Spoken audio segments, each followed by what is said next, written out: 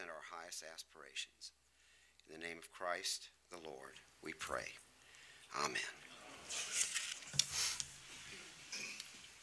I pledge allegiance to the flag of the United States of America and to the republic for which it stands, one nation, under God, indivisible, with liberty and justice for all. You're welcome. Thank you, Pastor Randy. You're welcome. Thank you, Mr. Chairman. You're welcome to stay with us, or I'm going to sit back there and have a cup of coffee and a cookie, I think.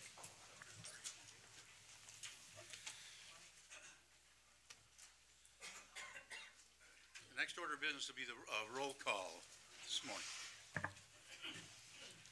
Dan Rabel. Present. Alfred Schrank. Here. Julie Spear. Here. Joe Hurchin. Here. Bill Peavy. Here. Gerald Peterson. Here. Charlie Grant. Here. Greg Telejohn. Here. Roger Larson. Here. Richard King. Here. Frederick Horn. Here. John Mortensen. Here. Esther Wentz. Here. Jean Ritz. Here. David Peterson. Here. David Osnes. Here. Lawrence Sather. Here. Richard Marzoff. Here. Sharon Norton Bauman. Here. Peter Post. Here. Roger Rebholz. Here. Bill Cranmer will be here in about a half hour. Daryl Stanifer. Here. John Borup. Here. Clarence Malick. Here. Steve Hermson. Here. Kenneth Colby. Here. Cindy Leonard. Here. Linda Lucky. Here. Ryan Seacard. Here. And Laura Tommerdahl. Here. Currently 31.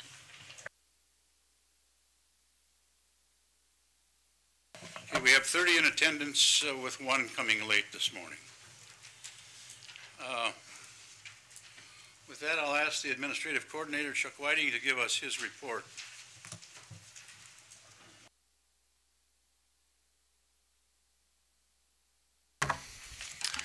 Good morning, everybody.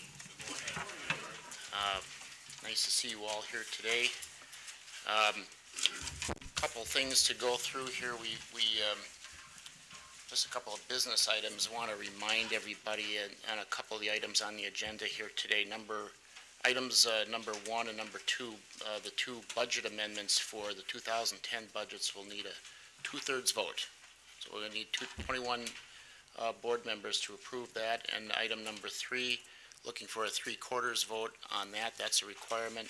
This will be the first vote of 2 that you have. This is the initial resolution. There'll be another one when the actual bond sale takes place, assuming that this passes today.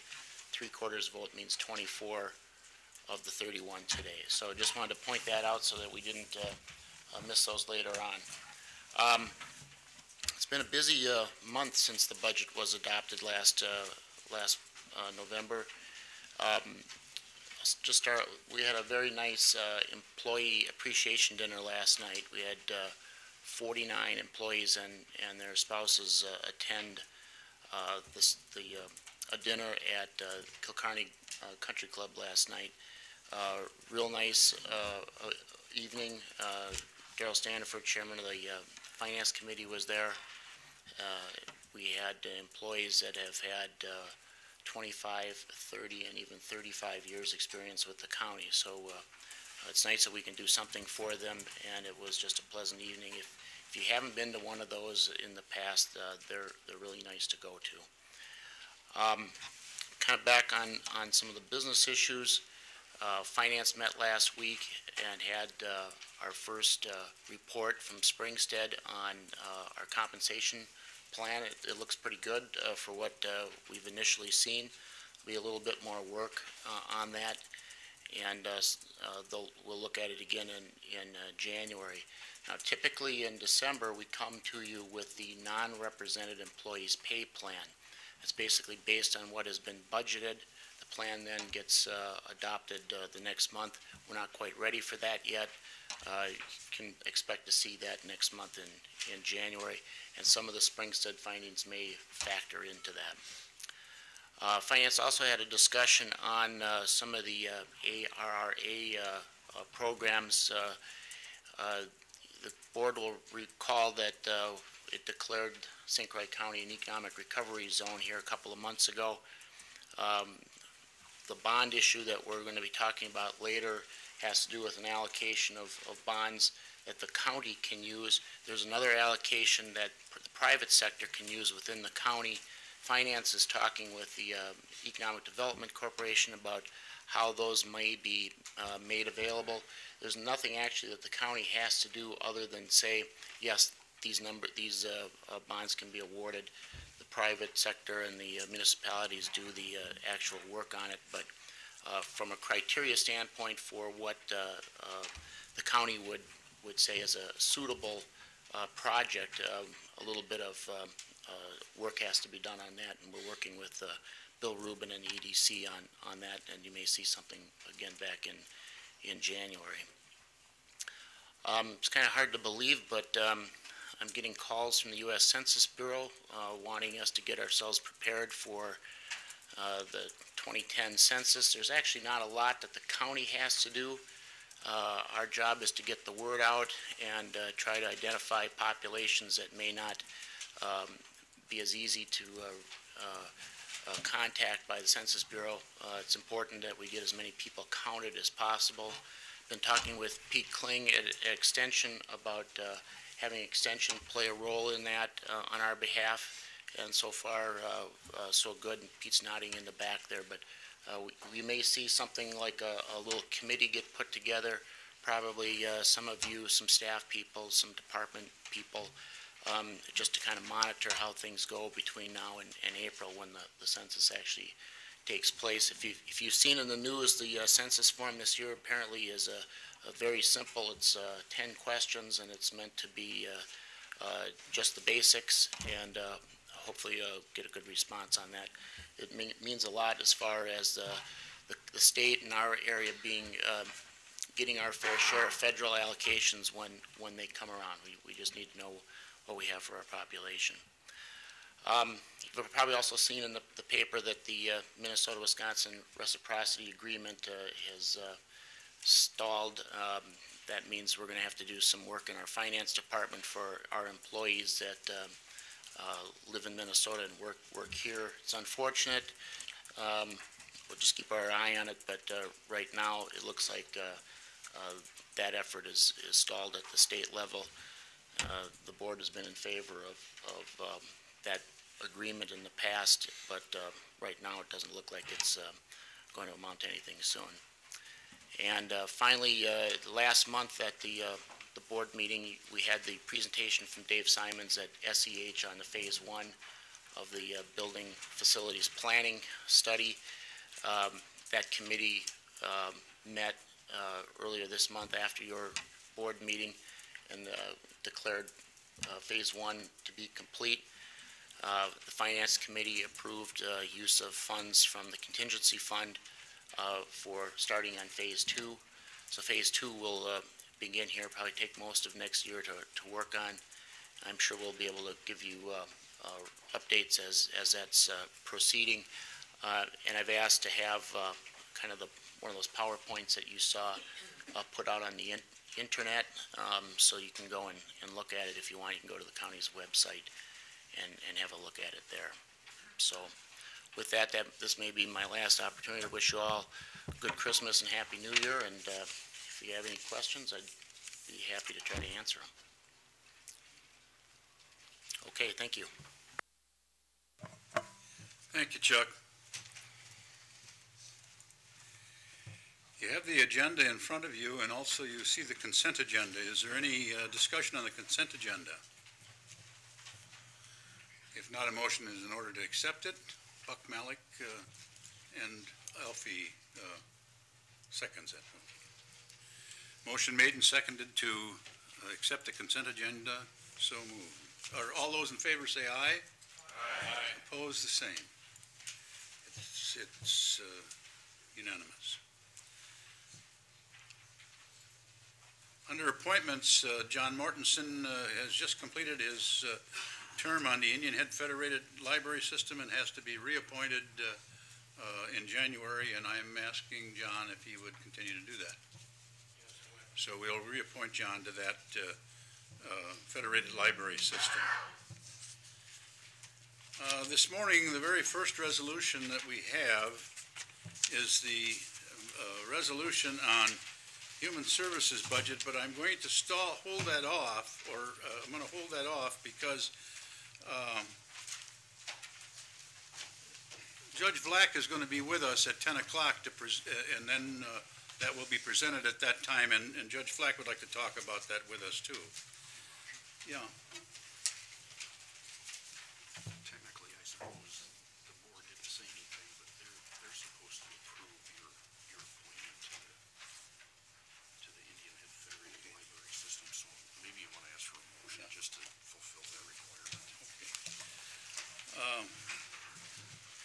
Before I get into that, Greg informs me that we do have to have a vote of the board on that appointment of John.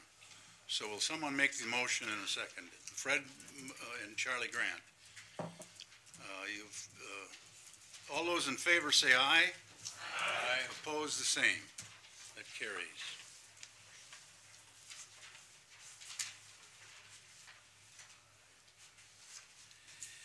And so Judge Flack will be with us at about 10 o'clock, and we'll take that resolution on health insurance.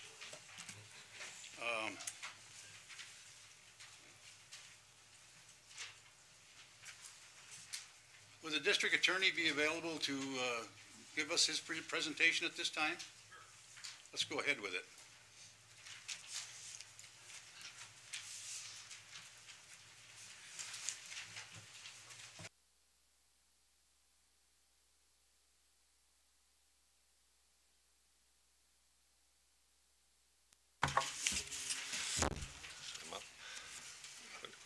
Morning. Thanks for getting me up here early. I put calendars in everybody's slots. I think everybody got their calendars. Our Stop Drugs program went very well this year. We received over 1,400 posters from 4th, 5th, 6th, and 7th graders this year. And it was our 19th year of doing it. And we also, if you drive on Interstate 94, you'll see a billboard by RJ Meats, and that's also part of our deal. That'll be there for 6 months, and our grand prize winner will be on that billboard. So our poster contest went very well. We're linking up with Hazelden. One of the directors of Hazelden lives in Hudson, has younger kids, and they've been providing us with some stuff. So that's continuing to go well. Our 2009 was a good year. Our numbers are actually down, which is good. I think there's a few reasons for that. I think the primary reason for that is probably our diversion program. Some of our cases that would go through the system now go through our diversion program. And I think last count we had 86 active cases in our diversion program. So I think that's a good thing. The other thing is we, as I've said before, we contract out our bad check cases. So when somebody writes a bad check in St. Croix County, that goes to law enforcement, then it goes to financial assistance program, it's called, and they take care of it from there. And basically what they do is they collect restitution, the person pays the user fee, there's financial a class on keeping your finances in order that these people have to go through, and if they complete it, then the case doesn't get referred to our office, and that's been real successful. Businesses have been real pleased with that, and which is good. In the past, we used to charge those. They used to go through the system, take up some resources, but now it seems to be working real well. So like I said, I think that was about 400 or 500 cases a year that would go through our court system, and we don't have that now. And like I said, I think I get my cue from law enforcement and from the businesses, and they've been all very happy with that. So like I said, our numbers are actually down a little bit. I also, as I always do, I attached our methamphetamine map. You can see St. Croix County still is very high. I think we're second to Polk County for 2008. But the good thing is that the numbers have gone down since 2006. And we still have a significant number of cases in St. Croix County. As you can see, this area still leads the state in meth cases, but the numbers are down, which I think is good. The other good thing is we haven't seen a lab for I think we've seen one lab in the last 16 months. So that's a good thing. I would also note that one of the reasons our numbers the caseloads are high, but our law enforcement is very conscientious about reporting these cases.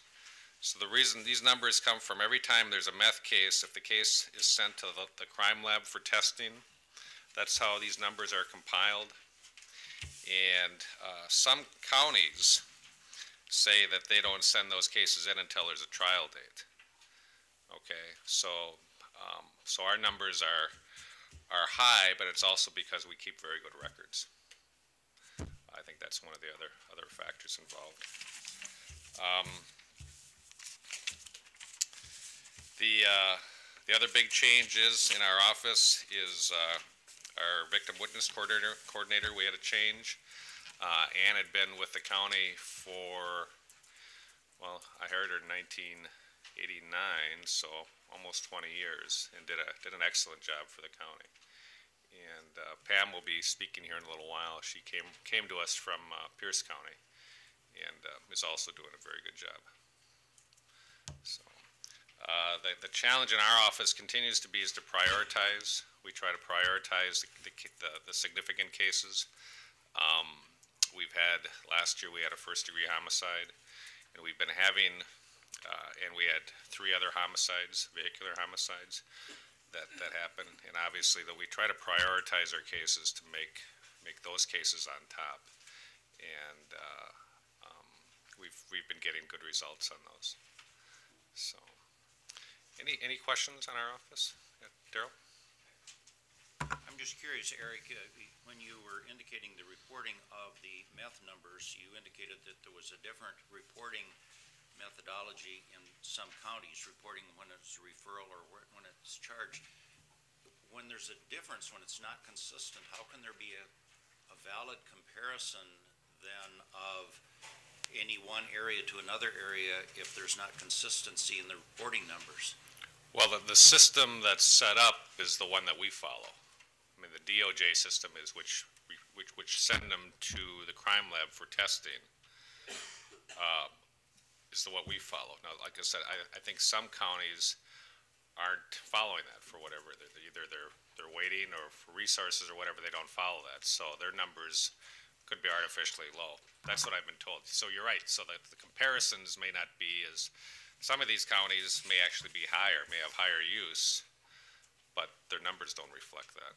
Well, that's what I was getting at. The counties that are reporting it differently, are you suggesting that they may be doing that in an attempt to make themselves look better against the comparison?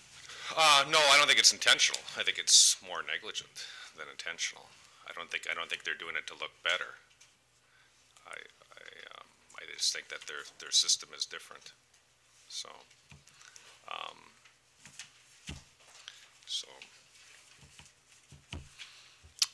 yeah. Thank you, Mr. Chairman. Eric, you mentioned that your caseloads you believed were down. You said 400 to 500. Or no, for bad checks. Or bad checks. Just for bad checks, correct. Could you help the board understand what would you say overall your caseload has been, say, over the last 3 years? Increasing or decreasing? It's been increasing except for 2009. But again, when you look at bad checks, I mean, those are 400 to 500 misdemeanors, which are fairly significant. So you take those out of the system, and it's gonna be out of about, well, 2008 we had 1,031 misdemeanors. 2009 we're at 805. So I think, like I said, our serious cases still maintain the same and may go up a little bit, but our misdemeanors, particularly our bad checks, go down. So I guess that's what we're trying to do. We're trying to with resources that aren't expanding, obviously. We're looking at ways to prioritize and to devote the majority of resources to serious cases. And I think that's been accomplished by our diversion program, by our bad checks, and also I think drug court also has an effect on that too. So of the cases that where you really focus in on, as the meth, you've had a long history of going after that. You're seeing these check cases, but by and large, you would say that if you had to pick one thing out of the county where you'd think you'd need to really start pinpointing in addition, let's say, what would you pick that out to be? You mean what crime would we? Correct. I guess where I'm going with this is, you've put a lot of effort into the meth cases. Right. And now you're saying the bad checks. Right. And with the meth cases, it's a prevention program and, awareness type of thing. But bad checks, I don't know what from a DA's office type of thing, what you can do to intervene or try to limit that. Right. So I guess I'm trying to figure out here is your workload really going up, or are you,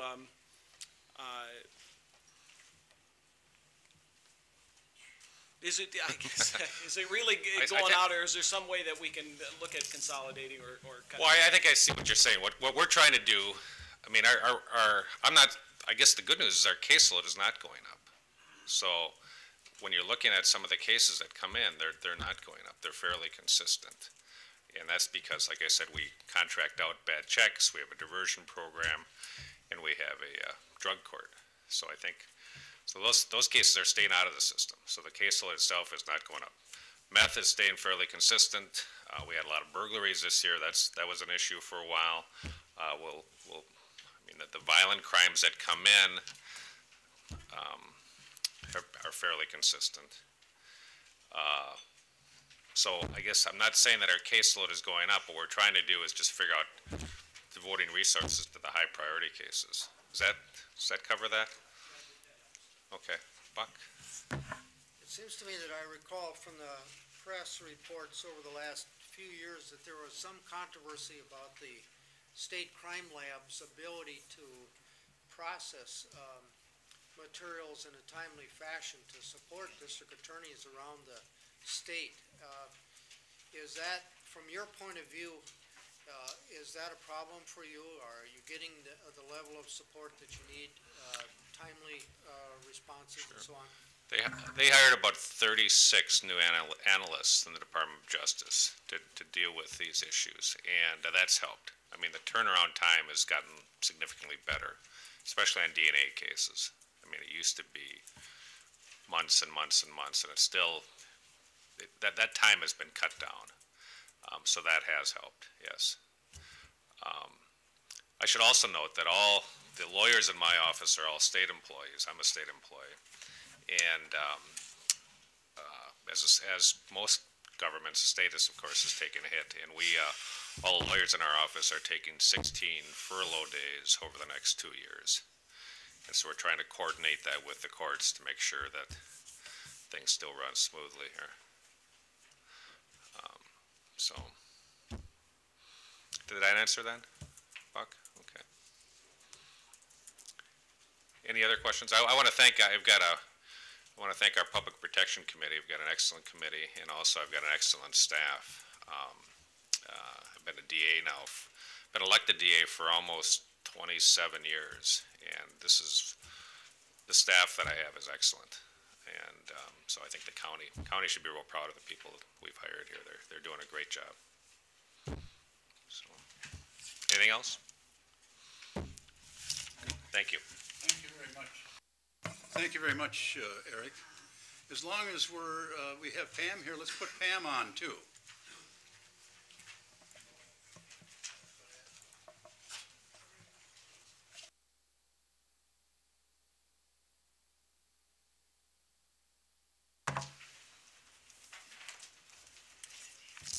Thank you and good morning. As Rick indicated, I am relatively new to the St. Croix County Victim Witness Program.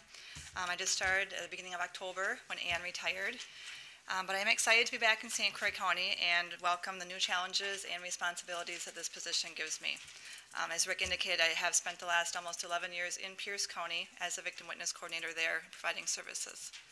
Another change for the program happened in July of '09 when we added our 4th position to the Victim Witness staff. This position is funded partially through the Wisconsin Department of Justice, Chapter 950, a Federal Recovery Act grant, and a congressionally selected grant. The addition of this fourth position has significantly enhanced our ability to provide services to victims and witnesses and have a presence in each of the 4 circuit courtrooms. The Victim Witness Program is a financially unique program. We receive funding from the Department of Justice, Chapter 950, at a reimbursement rate that has been pretty consistent at 50 to 55%. The coordinator, specialist, and victim services assistant receive reimbursement from the state. Monies used by the state for this reimbursement come from surcharges that defendants are required to pay upon conviction. Our legal advocate position receives funding through a federal Victims of Crime Act grant. St. Croix County is currently in its 13th year of receiving this funding. This grant covers between 70 to 80% of the legal advocate position. Victim witness assistance is all about helping people. Every day is different in our office. We help people navigate through the criminal justice system, which is often confusing and frustrating. Some of the other services provided are assisting people in obtaining restraining orders, providing information regarding case status, gathering information about restitution for the court, and accompanying people to court hearings. I thank the Public Protection Committee and the County Board of Supervisors for their continued support of our efforts. Please feel free to stop in the Victim Witness Office. It is new on the first floor, and meet our staff or ask any questions that you may have of our program. Thanks. Any questions of Pam? If not, thank you very much, Pam. Thank you.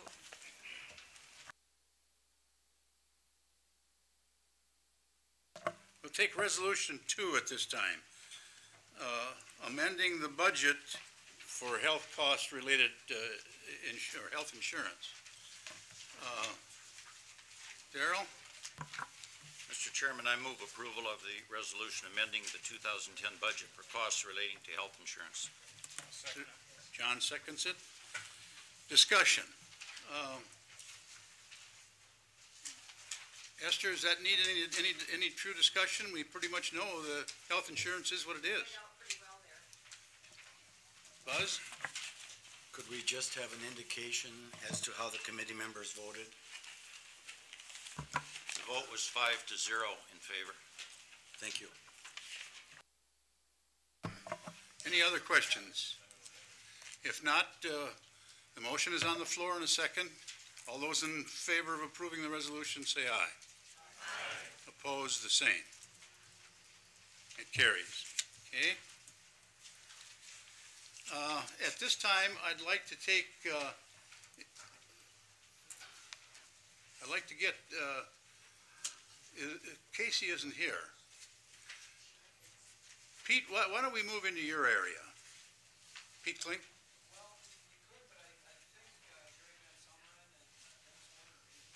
Okay, well, we'll wait. Huh? Okay. Katie Capon is here. We'll take Katie on the child support this morning.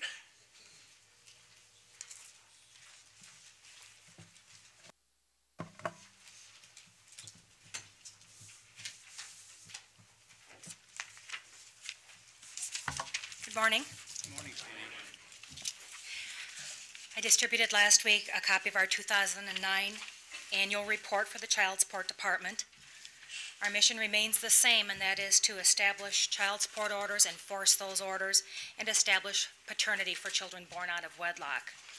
And I'm very pleased to stand here and say that we've had a very successful year in 2009. On the first page in the table, you can see by the numbers that are reflected there that we continue to experience an increase in caseload, usually one of the highest increases on a month-to-month basis throughout the state. And over the course of the past 5 years, that has increased by about 20%. And that's remained fairly consistent the past 5 years. I'll point out the difference between what we describe as a 4D case and a non-4D case. In St. Croix County, when there's an order for child support established, it falls into the 4D category because we receive federal funding to enforce that child support obligation. Some of those orders are part of our system, but we don't actively enforce them unless one of the parties applies for services from our agency, or if the children become eligible for public assistance benefits. So there is a small amount of work we have to do for those cases, but not to the extent of the 4D cases. And the 4D and the non-4D refer primarily to whether that federal funding act, basically the 4D funding act. There will be a change coming after the first of the year. The state is eliminating the $25 application fee, so we suspect that a lot of those 817 cases that currently are not receiving services from our office will in fact come under the jurisdiction of our office. So that 4D caseload number will increase, but so will the funding reimbursement that we get from the federal government for providing services to those cases. And I think it'll be a positive change in the long run. Our staffing levels have just changed slightly. We ended last year with 7.9 full-time employees in our department. We have very low turnover of staff in our department and haven't had a change in the past 3 years, but we did have a retirement. And that person was replaced with a staff member from the Sheriff's Department. Pam DeBruzzi joined us this past year. And we were the lucky recipients of some of the stimulus money from the federal government, and we were able to use that stimulus money to fund that position for the balance of 2009. And again, we'll be able to rely on that money in 2010 to pay for her salary and fringe benefits. We also rely on the services of other departments in St. Croix County to make our program successful. So that includes primarily the Office of Corporation Counsel for our legal representation. I think some of our successes this past year have come from the additional time we get from their office with the addition of an assistant corporation counsel. We have additional court time to enforce those orders and establish orders, modify orders when needed, and also what we call pre-court time, and that's negotiating with parties prior to actual court activity to try and reach settlements in child support cases. We also use the Sheriff's Department for process service. We use the Treasurer's Office to receive any cash payments. We use the District Attorney's Office to bring cases to a criminal non-support place if all of our other enforcement measures fail. And we also use the Clerk of Court's office to provide us with documents from court files.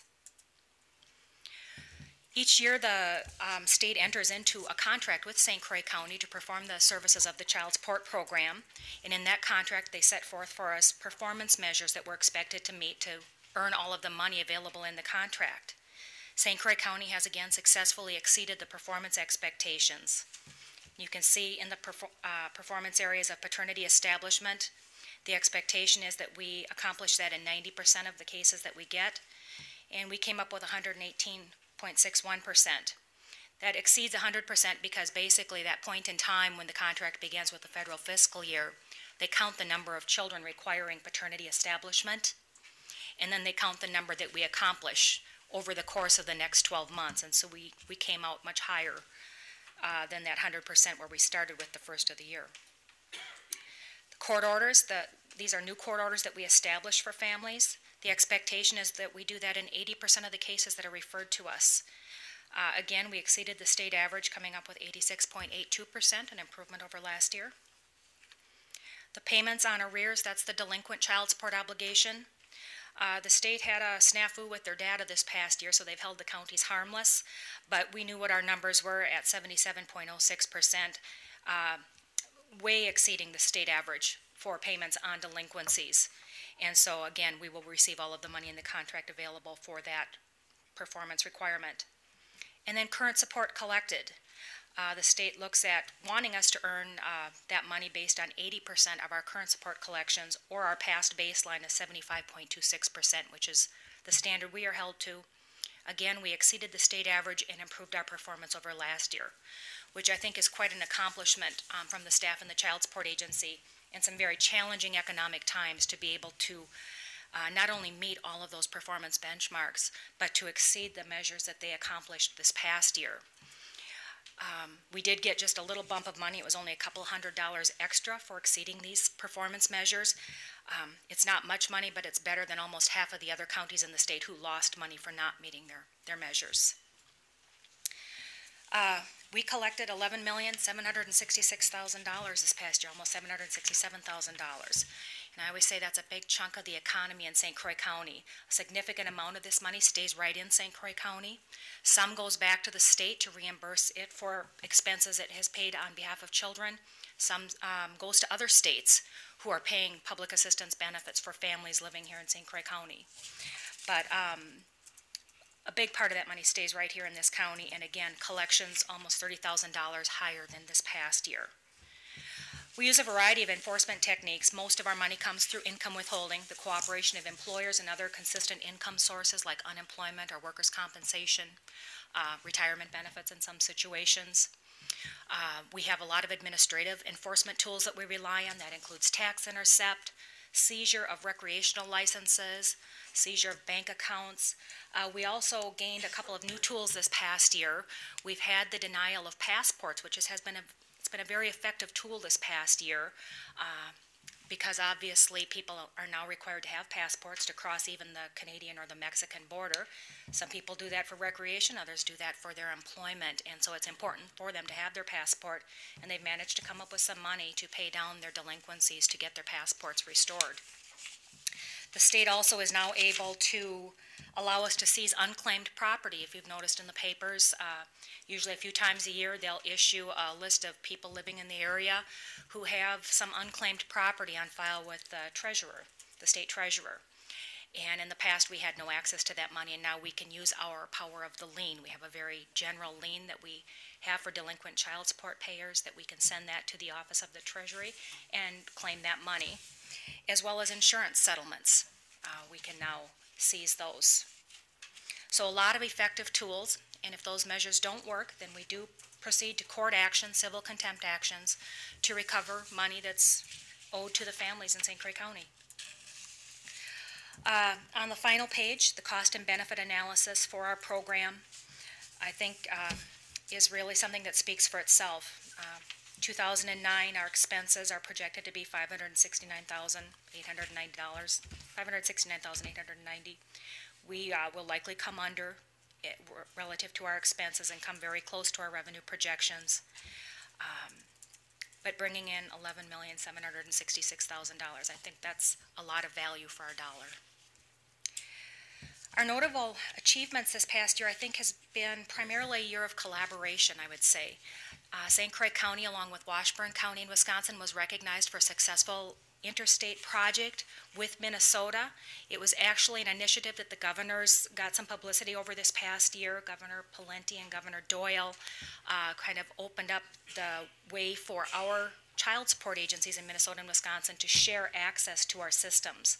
So we no longer have to exchange paper correspondence or wait for telephone calls to be returned. We will actually be able to tap into one another's case management systems and see what's going on with individuals. And we have a lot of cases. About 25% of our cases involve Minnesota people also.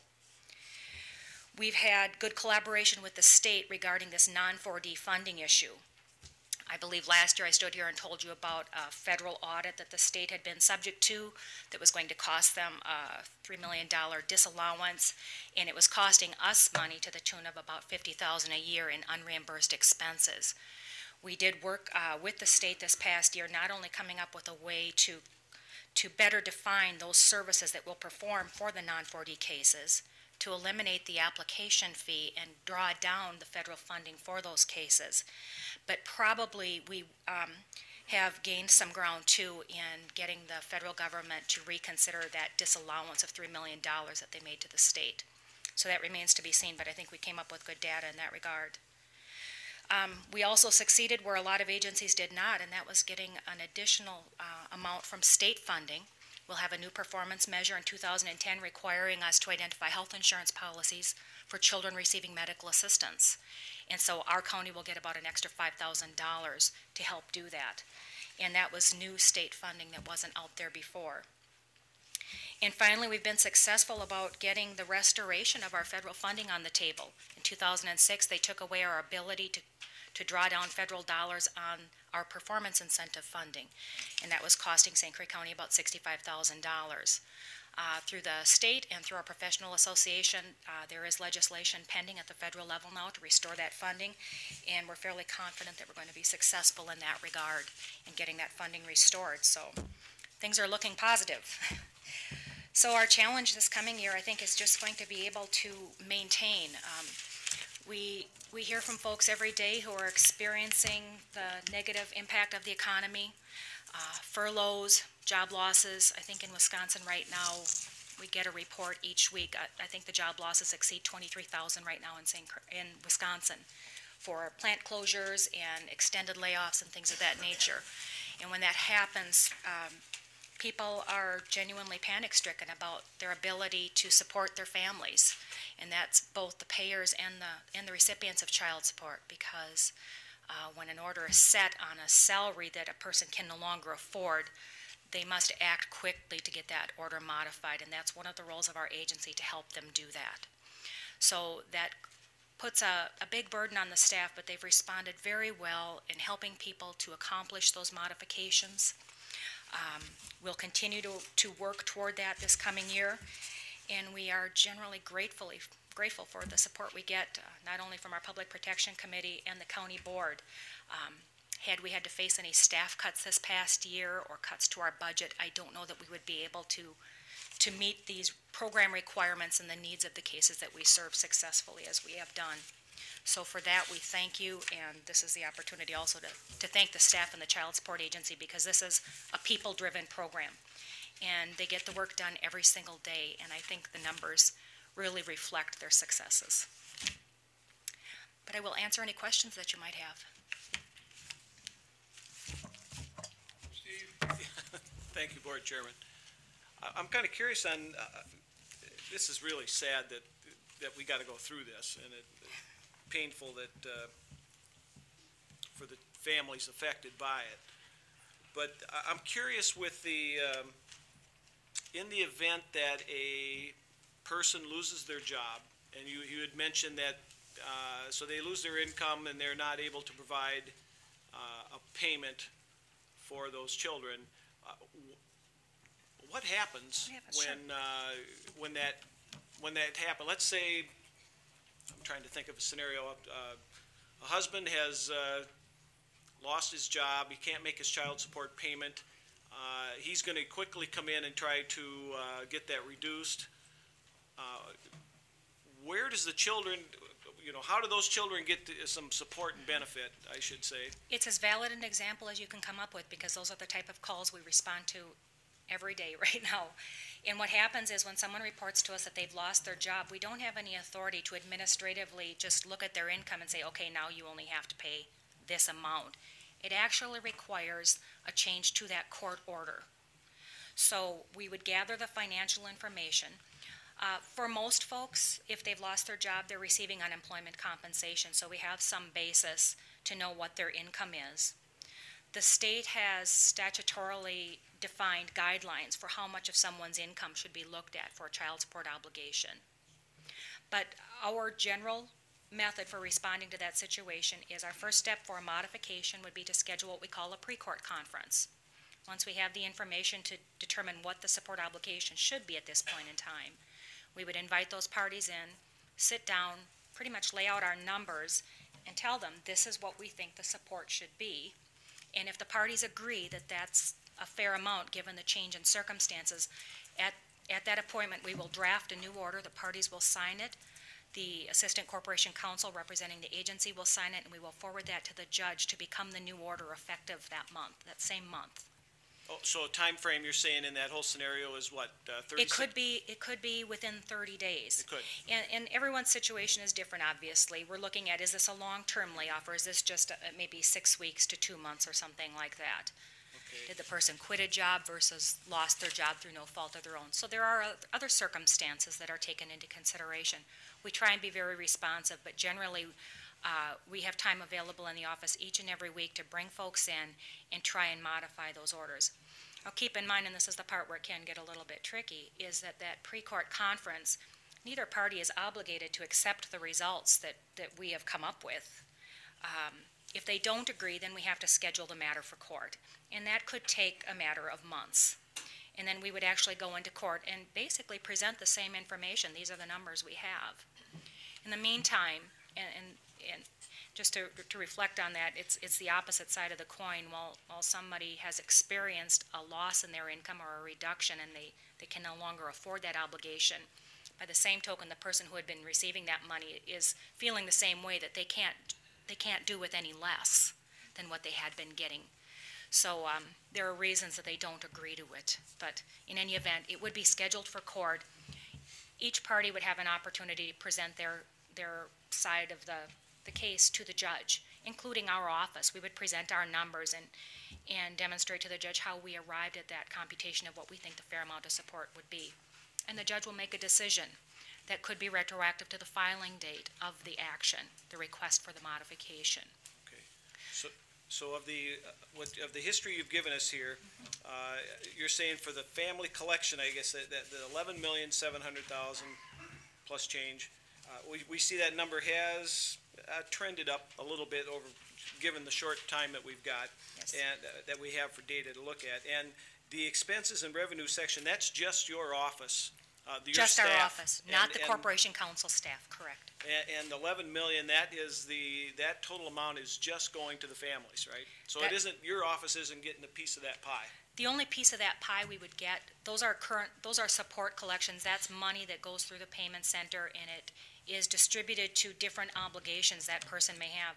So for example, they may have an obligation to repay us the cost of a process service or the cost of a genetic testing fee.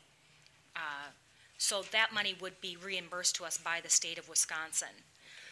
But primarily, this money is going to the families. I could give you a breakdown if you'd like, but it is significantly and primarily to the families that are due that money. Thank you very much, Katie. I encourage you, if you've got some questions of any kind from this report, give Katie a ring at her desk, and I'm sure she'll be glad to answer the questions. Thank you, Katie. At this time, we're going to move into resolution number 2. The resolution authorizing the borrowing not to exceed Number three it is. Not to exceed $3.36 million. Darrell, you'll bring that to the floor? Mr. Chairman, I move approval of the resolution authorizing the borrowing of not to exceed $3,360,000, providing for the issuance and sale of taxable general obligation promissory notes. Is there a second? Esther seconds that? Darrell? When we presented the budget in November, you will recall that a part of that budget identified the intention to move forward with the request to issue revenue zone recovery bonds for several specific purposes. Attached to that resolution that's in front of you right now is a summary of what we laid out at the time the budget was approved. The use of the proceeds of the revenue zone recovery bonds divide into approximately the 4 category areas that you see in front of you. About $685,000 would be used for specific identified building improvements, $181,006 for specifically identified security and safety improvement issues, $529,000 for equipment and software items, including some items in all of those categories that extend out into some subsequent budget years so we don't put ourselves into a structural deficit. And finally, the use of approximately $1.9 million, which would be used for specific land improvement areas, including approximately $1,675,000 that would be identified for highway road use construction and paving. Joe Murray is present if you want detail on the specific type of bonds that we're using, because they are a bit unique. As you will recall, we talked about the bonds. They are taxable bonds, which will provide an incentive and an opportunity, likely even for some St. Croix County investors to buy the bonds. But then there is an interest reimbursement that is provided so that our net borrowing costs on these bonds is actually less than if we were using tax-exempt bonds. It creates a unique opportunity for us to use those proceeds for the identified purposes. Thank you, Darrell. Joe, would you give us information that would help us here this morning to make this decision?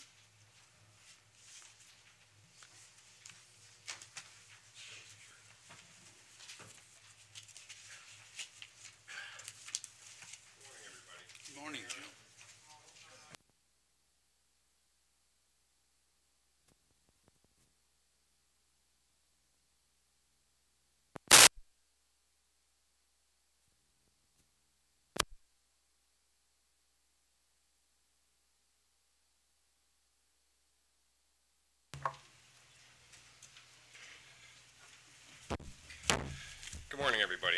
I'm Joe Murray. I'm your financial advisor from Springstead, and as the Finance Committee Chairman indicated, you're in an opportunity this morning to take action on issuing $3.36 million of Recovery Zone Economic Development Bonds. These are new bonds that were provided for under the Stimulus Act, intended to spur economic development and job creation and just projects moving forward with the economy.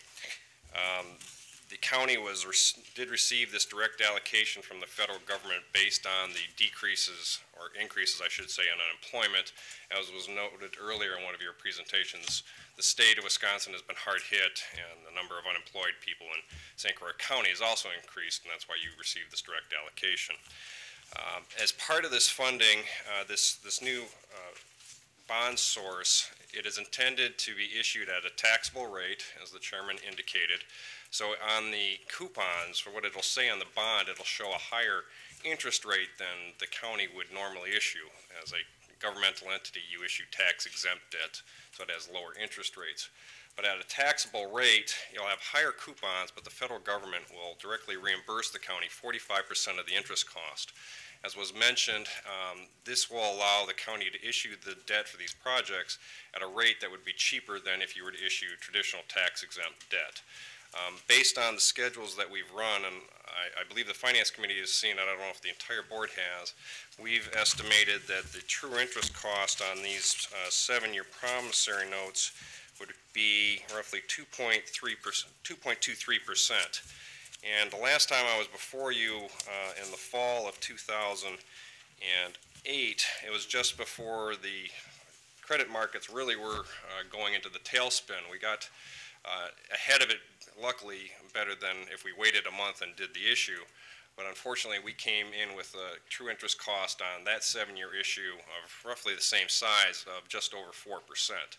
So you can see the markets have improved, and this program will allow you to see a significant savings.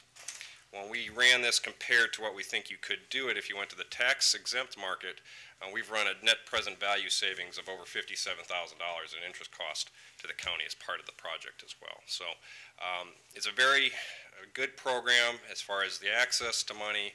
This is the cheapest money that I have seen, and the county, I think, can expect to see to move forward with these projects. As I said, the intent was to move forward and have communities undertake more projects to get the local economy and jobs and people moving forward. I'd be happy to answer any questions you might have. Anybody have questions?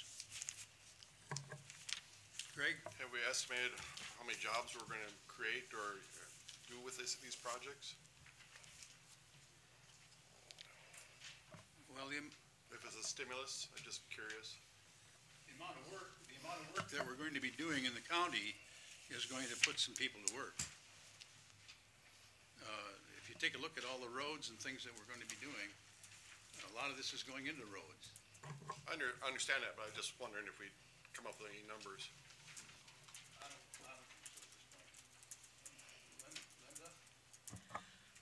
Well, I have concerns about the issue of wants versus needs.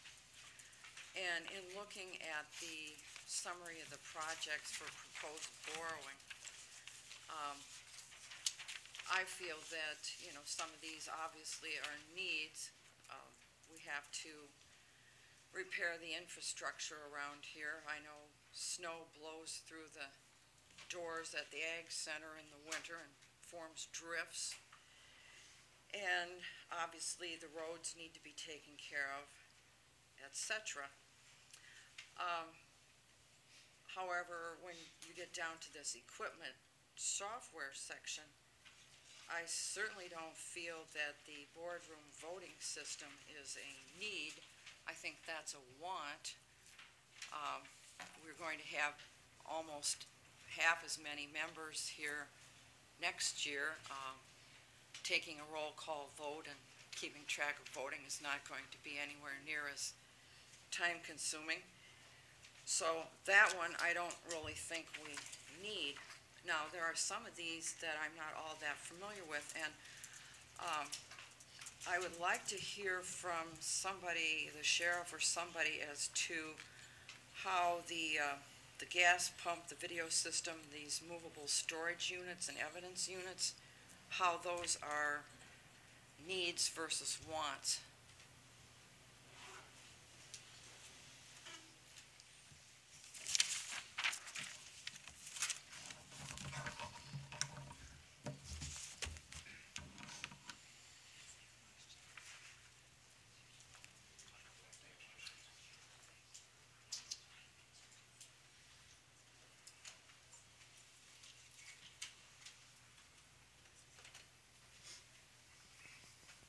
Good morning. I'll try and address each part of that question, but if I forget one, please remind me. As far as the gas pumps were concerned, we have a pump here in Hudson that not only the sheriff's office uses, but a lot of different county agencies access that pump as well. What we're finding is that the pump itself is antiquated, so finding parts is difficult. But the recording system by which we measure how to keep track of who's using certain amounts of fuel is all done manually. And in some cases, there are multiple keys assigned to multiple agencies so that you can access that gas pump. So right now it's an honor system, if you will. You go and you put your key in the pump and you record manually how many gallons of gasoline that you use. And although we can keep track of the total number of gallons that are used on each particular access panel, the individual gallons are by the honor system. It just seemed time to us to actually upgrade. If we need to upgrade the pump, we might as well then upgrade the system by which we're able to monitor the number of gallons that are being used and by whom. Did that answer that part of that question? Okay. The movable storage units, we've asked for those in the past in our capital outlay. The situation that we have is that we are having to use off-site storage to store evidence. Not the best case scenario because a lot of these items are very important in our court cases. A chain of custody, so to speak, is a very crucial part of these cases.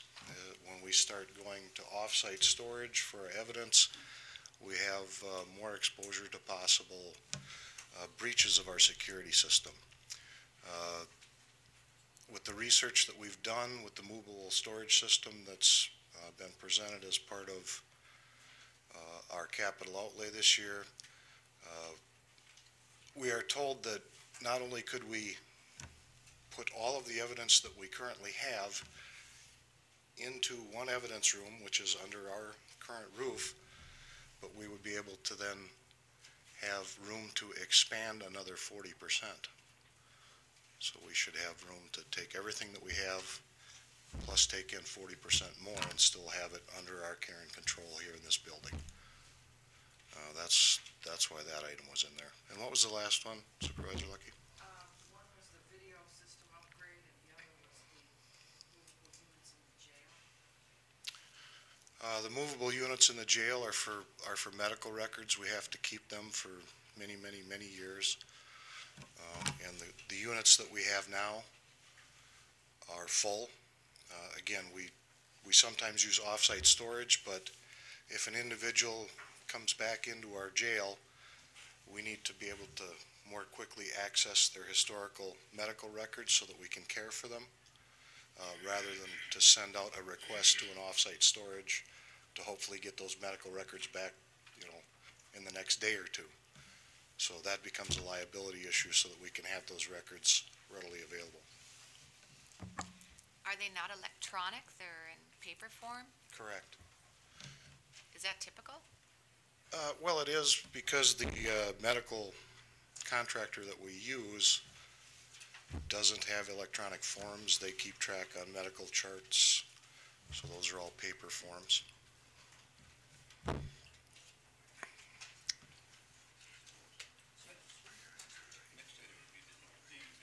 Video. Okay. That was also part of the capital outlay project. What what we had identified in the security study that we had done is the fact that not all security cameras in the jail facility were being recorded. Created a huge liability risk, obviously, for us. So when we looked at the need for that system, we not only found that we needed to record all of the cameras so that we could make sure that if there was an incident in the jail, we had that historic data that could show what actually happened. We've also identified the fact that many of the cameras that are in place were original camera equipment when the jail was built. Some have failed. Many are at the end of their expected life cycle. So we would like to be proactive and to replace those systems before they fail, rather than to wait until they fail and then take, a week or whatever to get a company in here to replace those systems. We're just trying to ensure that we document everything that's happening into the jail to limit our exposure to potential liabilities.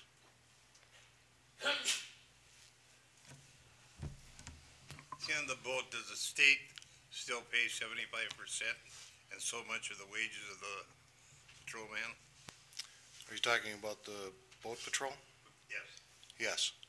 Yep. Over on a boat, the Wisconsin Department of Natural Resources will, over the course of 10 years, reimburse 75% of the cost of the physical boat, and they also compensate for wages in that area. Any other questions, Steve? Thank you, Board Chair. I'm a little confused here on when we look underneath the equipment software portion, we see the sheriff electronic file system, which you had mentioned that you needed to have for quick retrieval of records, should you need to pull some of that back up. Up above, though, that you mentioned the sheriff movable evidence storage units were for the for records, you said, of past, I'm going to assume prisoners. Is that to go after the paper, the hard copy paper? That's what you're looking for there, is for storage for that hard copy paper versus in the jail system? Yes, that's correct. We're looking for the hard copy paper records from previous inmates so that we can access their medical files from previous visits. That come to $44,000, what you're looking for there. I guess I'm curious. That's $14,360. The $44,000 I'm sorry. That's in the evidence room itself. Yep. To provide for the storage of all of the evidence that we currently have to maintain, and then give us enough room to expand another 40% approximately. Right. No, the part, I guess, let's drill in on the 14.3. Was there really a need for the 14,300? If you're going to, if you want to pull up past files, why would we want that in hard copy form? Why wouldn't that just be immediately transferred to electronic and stored? I suppose that we could do that. I don't know that number one, we don't have the equipment to transfer that onto computer right now that I'm aware of. Wasn't that what you're asking for at the 20,000? No, that's what's called a Lectreaver system. That keeps our case files in the sheriff's business area. Right now, we have case files that we maintain in the office, readily accessible, for 7 years. Right now, we've got boxes of old case files that we can't destroy because we're mandated by statute to maintain those records. We have full boxes of old files lying around that business area, making it difficult to search out and find those as we need them. So we're asking for another electronic file system to get those off the floor and keep those files. Well, that's just data, electronic data that you need stored. I wouldn't call it off-site, but additional space, let's call it that. It's additional space, yes, sir. So, because that's something that could be set on, put on the county's sand storage device? Potentially, as long as we had the equipment to do so. Right now, what it is it's witness statements and things that come in that aren't stored electronically. You know, No, I'm talking about the 20,000 that is electronic. So, the electronic portion is the fact that it's a very large file system that maintains, that you put paper files on, that rotates, it sits up against a wall, and there's like 20 shelves on it. This is not a, like a no. computer No, it's not a storage computer space? system. No. It's a physical storage unit that's electronically operated to access different files. Okay, Okay, any other questions of John? Linda, you have another question? I was gonna make a motion. I'm still, very concerned that we would be borrowing money for this voting system, which I don't feel that we need. And if at some point, we thought we absolutely couldn't live without it, it seems to me it would fit into a future budget, and that it would not be something that we would be having the taxpayers pay interest on year after year. So I'm going to make a motion to remove the boardroom voting system in the amount of $12,200 from this borrowing.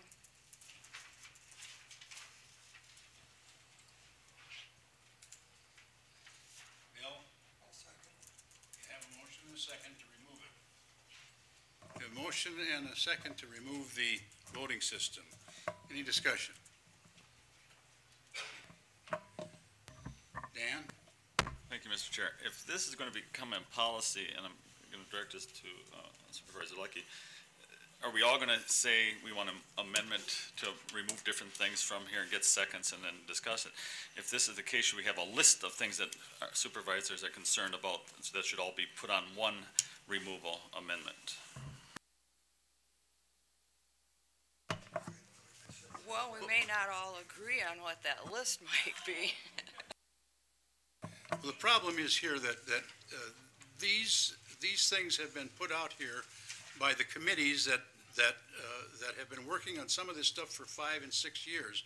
We have not had the dollars to do it, and we didn't do it. And if we don't start doing some of this stuff, we're going to dig a hole deeper and deeper and deeper. And I think to go in here and tear out what these committees decided they would need, we could be here a week and a half. And really, is it our job to do that? If you voted down, you voted down. But I think we need to start thinking about moving ahead. Thank you, Mr. Chair. I guess I've just got a couple comments about the economic recovery borrowing proposition, in that the bond proceeds, we're going to use $591,000 to be items that were proposed in the 2010 budget. Well, obviously, we proposed a budget that was well within our means to live within. So instead of tightening our belt, instead of looking at potential cuts elsewhere, we're going to borrow money to plug a hole that we've committed to spend in the budget. Not only that, they removed $1 million worth of things out of the budget in order to make a closer, balanced proposed budget. So now we're going to borrow $1 million more to fund things that I mean, obviously, some departments throw stuff against the wall. They see what sticks. Well, everything's stuck this year. We're paying for things that, in my opinion, after being in the process 15 years, a lot of this stuff doesn't make sense. And now we're going to give the other $1.6 million to the highway department, and I really don't have a problem with that. But I can see where, I don't see where this is creating any new jobs. These are going to be make-work projects for departments. For the highway department needs some funding. So we're going to borrow $3.3 million, spend it all. On the back page of this proposition, there's obviously we're comfortable spending $2 million a year in payments. why don't we budget for things, pay for them, instead of digging ourselves a bigger hole? We've already been told that we got between a $1.5 and a $3 million deficit for next year. What are we gonna do next year? I don't support borrowing this at all.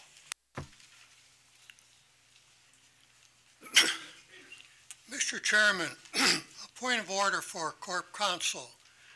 Do we not have a motion and a second before the House from Ms. Lucky that we ought to resolve before we get into what we're talking about? Well, it's somewhat related to the amendment in that the discussion is what should you be borrowing for and what you shouldn't be borrowing for, but I would suggest at this point you deal with the amendment.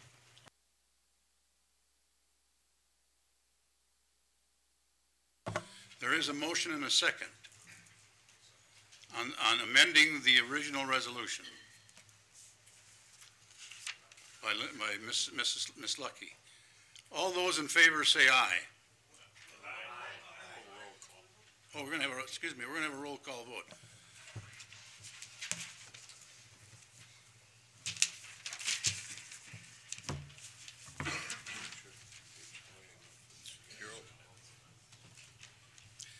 A yes vote means that we will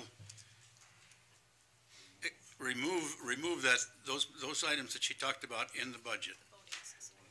In the voting system, yes. Buck? Mr. Chairman, does that mean that the amount to go to the highway road construction would go up by an equivalent amount, or does it mean that the whole borrowing would be reduced by $12,200?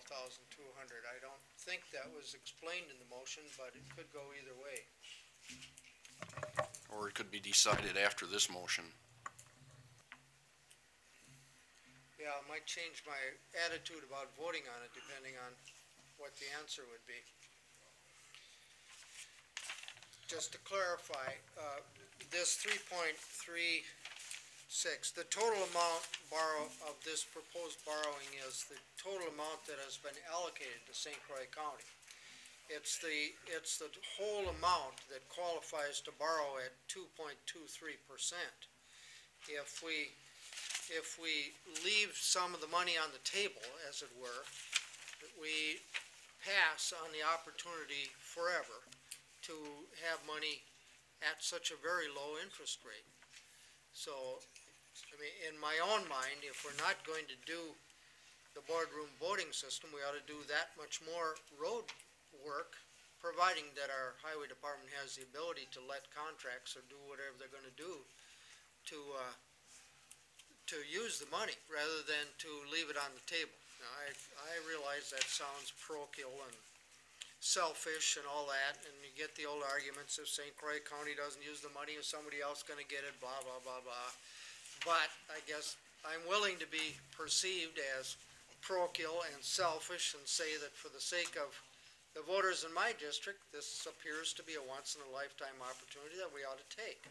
We aren't going to get money at 2.23% again in my lifetime, I hope, because if we do, it means our whole country is going through another recession that's as bad as this one. Maybe it's more than you wanted to hear, but that's why, to me, it makes a difference whether we just delete the item or whether we move the money to the highway purpose. Linda, let me ask you, are you intending to totally remove that, or are you, your intention is to use that money somewhere else? You could convince me to move it to highway.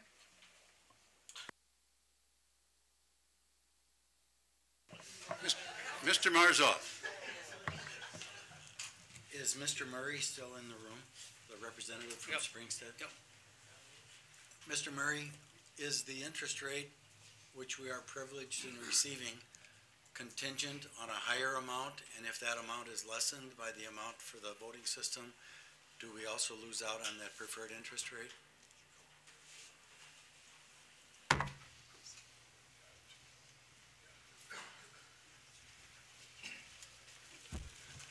The short answer is no. If you drop your borrowing by the $12,000, it would not change the estimated interest rate. I did just want to clarify one other point that I should have made, is that this, as was mentioned by the supervisor, the funding, this is money that's available only through the end of next year. So by the end, if these bonds are not issued before the end of 2010, they will be gone at this point, and not expected to be returned. So there is a timing. But no, it does not affect your interest rate if you do drop the $12,000 or move it to another highway or some other project. Sharon? Thank you, Mr. Chairman. I'd just like to speak in my cranky voice today for support for this voting system. Last month and the month before, we spent an inordinate amount of time doing roll call votes. This voting system would eliminate not only that time that we spend, but it would be so quick for our county clerk to ascertain the results of our voting. It seems like a small amount of money to accomplish quite a bit. I would like to add to that. I had the privilege of sitting in on the Counties Association meeting of resolutions this year at La Crosse, and the voting system was brought in and used there. And we got done in about 2 hours what might have taken us about 4 hours the other way with the numbers of people we had in there. But it was very effective. The vote count is on the board after everybody's done pressing the voting machine. You can take it off, and there's a record of it. It's filed. So I think it's a tremendous thing.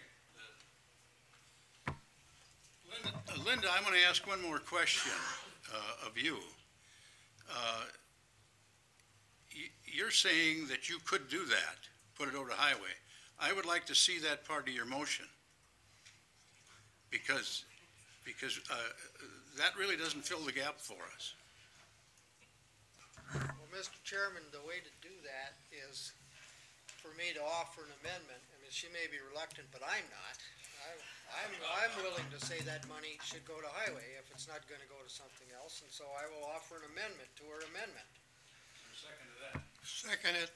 And that amendment to the amendment is to the effect that if the 12-2 isn't used for the voting system, then it'll be used for highway work. You've heard a motion and a second. Point of order, Chair. I believe our bylaws say you can't amend an amendment. Oh, I don't think they say that. You can only have one amendment on an amendment. Our corporate attorney says you can amend an amendment. Yes. Okay, so the amendment. It gets messy. Amendment to the amendment is It on. may demonstrate why we need a voting system. There you go. This guy is smart. It may. Buck's I amended. understand you had a meeting a couple months ago where everybody went round and round and got all tangled up. And a voting system would have made that smooth as glass. Buck has an amendment to her amendment, or to her amended motion.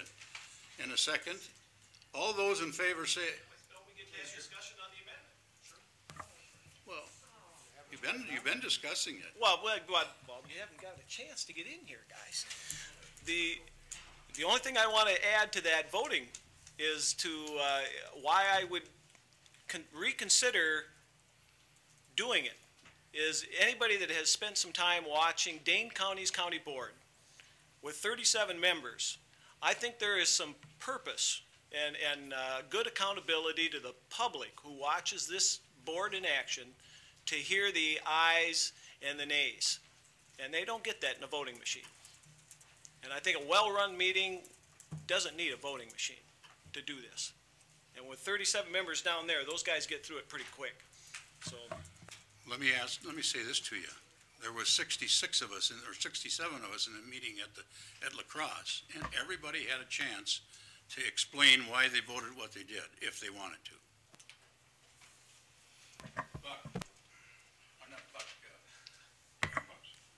Thank you, Mr. Chair. At that demonstration, was there a display board that indicated who voted how? Absolutely. It comes up on a screen. That obviates the objection to a roll call vote. I mean, the support of a roll call vote in objection to the electronic. It's an automatic roll call vote. Yep. Thank you. Corp Counsel, help me out. As I understand it, we have an amendment before the House now that has a motion and a second, and we have the original. Therefore, if I'm correct, I'd like to call for the question on the amendment.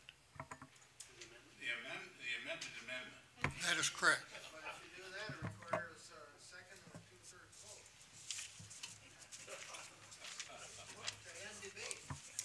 Whatever the vote has to be, I'll go with that, but I think we gotta get on the main issue here, and we're taking the responsibility away from the committees that did a lot of work to make up the list. The board can end debate by a two-thirds vote. Okay, let's have a roll call vote to amend. Mr. Peterson has seconded it. He seconded your amendment. I thought he was moving to end debate. No, before, he seconded it too. Take it back. Buzz, Thank you. Before we vote, would you please read the amendment to the amendment? A motion by Supervisor Malik, second by Supervisor G. Peterson to let me see how I wrote this. Offered an amendment if 12,200 was not used for the voting system, that it be used for the highway. okay, you've heard the motion. There's a motion and a second. There's a motion and a second. Roll call vote on yes means that we're going to amend that amendment. A no vote, no.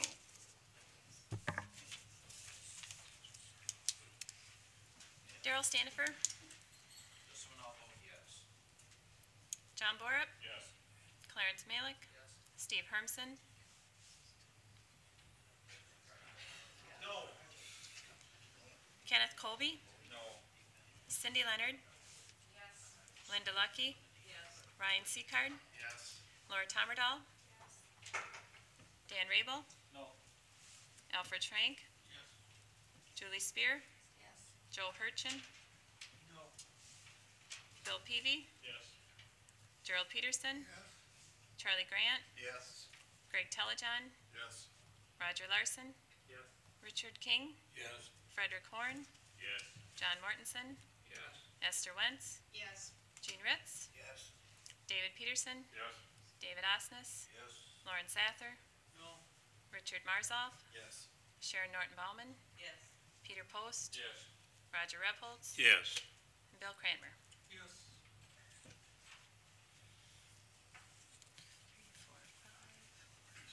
25 and 5. Are we short? one? 20, no. There's 20, 31 are present. 31, No. okay. There should So be then we had 31 yes, or 26. 26 yes, 26 yes and 5 noes. The amendment to the amendment passes, okay? Now we're back to your amendment, Linda. Would you put into your amendment, changing that, oh, it's been done, I'm sorry. Okay, Now, Mr. Chairman, I'd like to amend it to take out a few things myself. we're gonna take care of this one first. We're gonna deal with this amendment that's on the floor now. And if you got I something thought we you're just gonna... mentioned that. Yeah, there's a, Linda, your amendment also is going to include, well, it is automatic, we've already decided that, okay. Any other discussion on the amendment? Let's have a roll call vote. There's a motion by Supervisor Lucky, second by Supervisor Cranmer to remove the county board voting system of 12,200 from the borrowing. And, Well, and, now move it to the highway. and move it to highway. Are you ready? Yes. John Borup? Clarence Malik? Steve Hermson? Kenneth Colby? Cindy Leonard? Linda Lucky? Ryan Seacard? Laura Tomerdahl? Dan Rabel? Alfred Trank? Julie Spear? Joe Hurchin? Bill Peavy? Gerald Peterson? Charlie Grant? Yes. Greg Telejohn? Yes.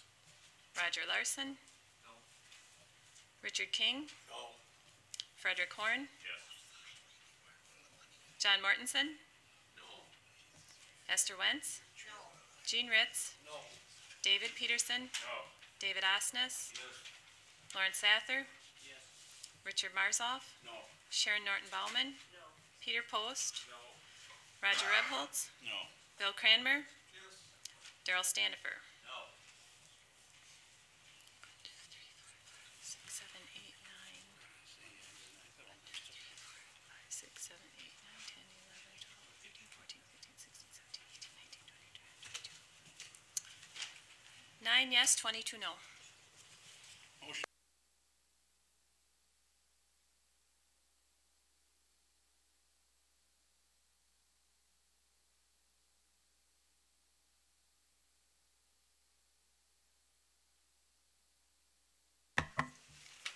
I've got a question for Mr. Tobin under the building improvements. I think he brought forward that $135,000 and he wanted that removed. And I'm curious to why that's back in there. He had asked to have it removed. It's my understanding. Art, are you here?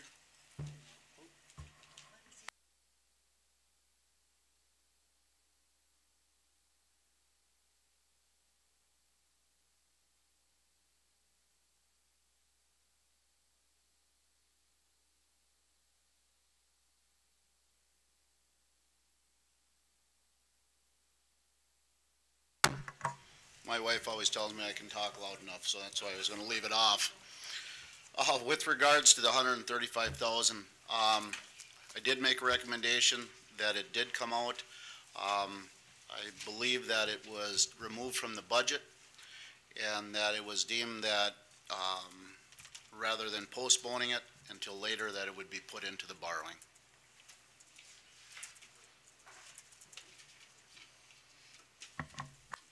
And you had something from the manufacturers, am I correct, as far as the warranty, that they were gonna be good for a certain amount of time yet? So there was actually... Actually, we had talked about that, Mr. Osnes, is that I had gotten went into it and taken a look at with one of the vendors, just like you're saying, and that they said that the condition of the basins that we have and the conditions of the tower, if we continue to the maintenance, that we could get 2 more years to 3 more years out of those towers. But they would have to be replaced, but we could get 2 to 3 years out of those extension on that. Art, do you know what the potential cost might be to maintain those towers for the next 2 to 3 years? I don't have a breakdown. It's one of the things that we're working on right now of what labor cost is and material and chemical and the rest of it.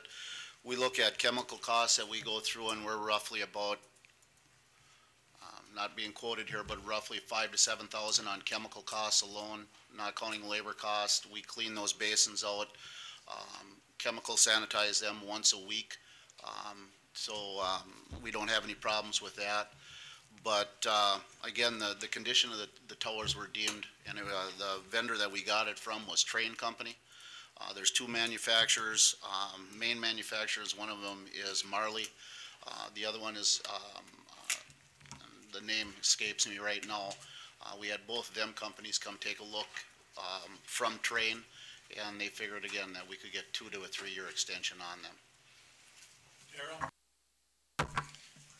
But isn't it a fair statement to say, and I believe you had indicated, that these cooling towers are in fact going to need to be replaced? And so right over the horizon, we're looking at a fairly significant capital outlay to replace these cooling towers. That is absolutely correct. Wondering if this $135,000 is net of the trade-in cost. If these have 3 years of life at the maximum, they must be worth something. The report that we've got was direct replacement cost on these to go to 200, if I'm remembering right, it's 250 ton a tower replacement, so that we would go to a 500 ton, two 250 ton cooling towers, and that it would be for replacement cost, not, we didn't have a trade-in cost for these. Very seldom do we get that, so. Trade-in cost is, or the trade-in value is zero? For the most part, yes.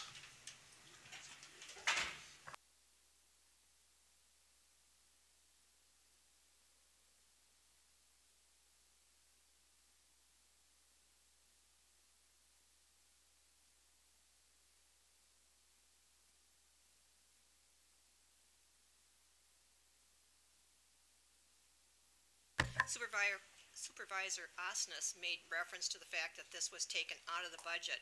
I don't think that's a fair statement. I think it was taken out of capital outlay budget and put into the borrowing pool. So it wasn't actually taken out of the budget.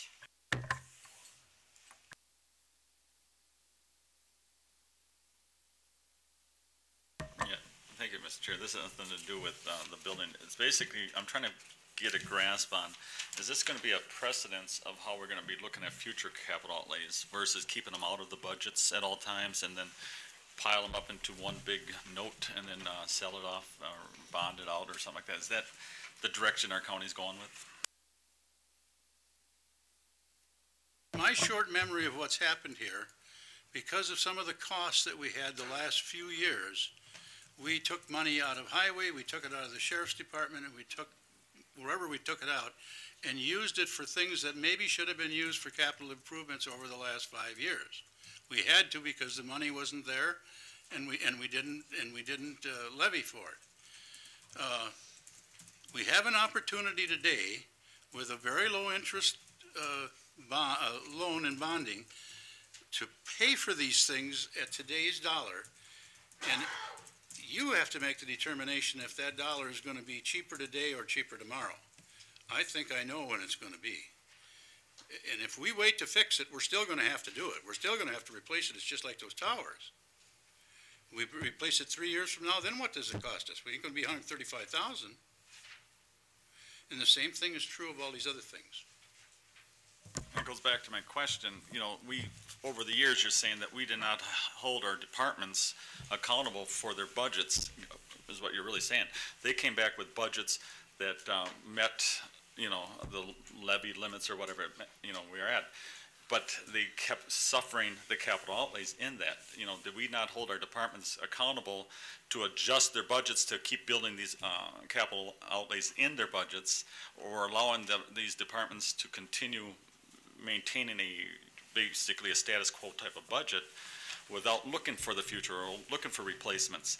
And what I'm saying is that the precedent that's going to start happening from this point forward, that these budgets have caps on them, and the capital outlays are going to no longer be part of budgets. And this is just going to be an ongoing process year after year after year, and is my concern. And I know we have a very good borrowing rate for a county. You're talking about good dollars that we can borrow it. If that's just going to be the precedent set, I just want to kind of know to kind of decide how I want to vote, if that's the senses of the mentality of this board. If it's the senses to maintain accountability to the departments, then I would have to be opposed to this at this time, only for the fact that I'd like to see the budgets in departments be accountable for. Mr. Peterson. Thank you, Mr. Chairman. As I understand it, we have before the House a motion and a second to approve this resolution for borrowing. I would like to encourage the House to vote for it because the parent committees did a tremendous amount of work on determining what their needs were, and we had a shot at it. And to me, this is kind of micromanaging, where I pick out one or two small items out of a huge budget and try to get it. You all know I'm an advocate for highway, so I was trying, but I really think we ought to call the question on the resolution and solve the other issues at a later date. Thank you, Mr. Peterson. Mrs. Tomerdoll has to leave fairly soon, so I am gonna ask for a roll call vote on this motion. Well, if you turn it down, you turn it down. Yes. Mr. Chair, it's my understanding that we have until the end of 2010 to borrow for these. Am I correct? Yes. That's correct? Joe, when do we have to have this done?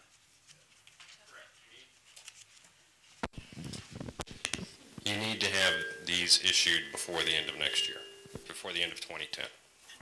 And we need to have all the projects completed 3 years after that. You have to spend all the bond proceeds within 3 years after that, correct?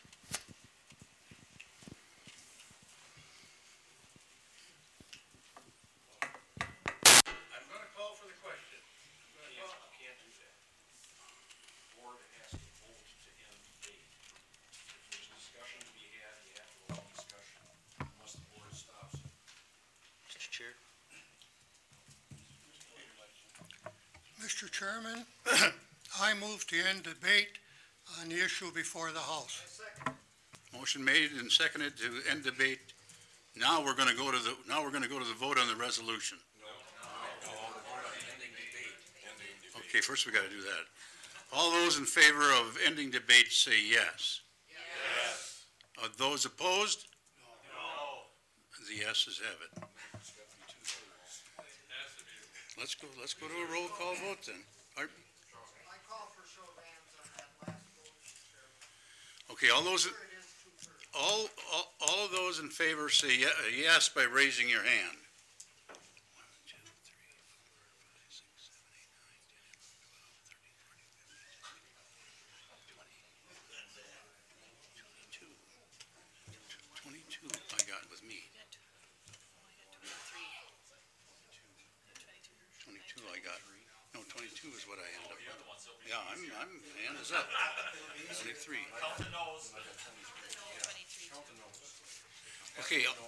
Okay, all those who are, have a no vote on this, raise your hand. 1, 2, 3, 4, 5, 6, 7, 8 of them.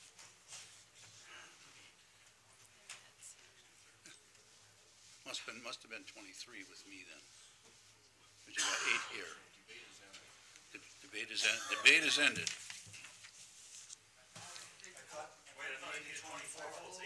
No. 2/3 on this one.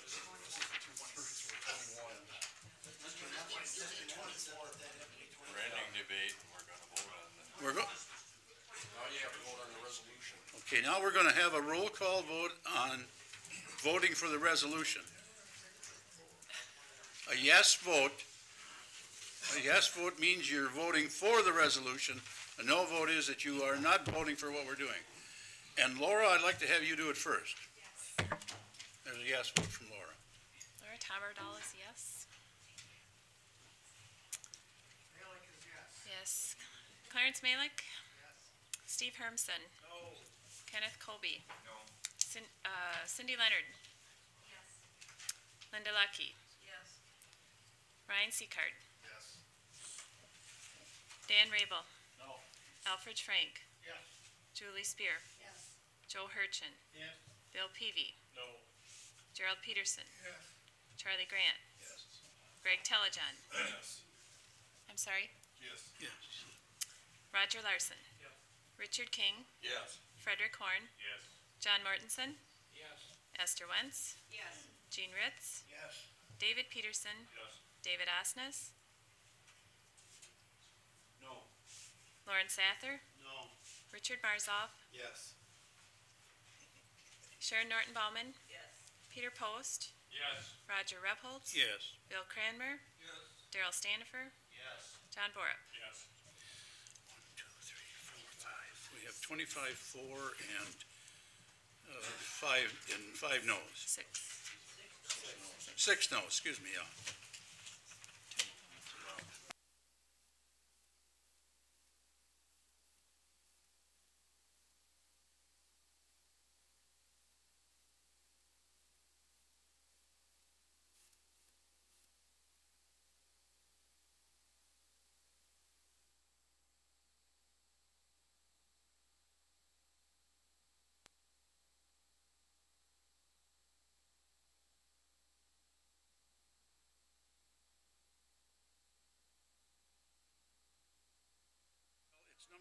Yeah, it's number one, but it's,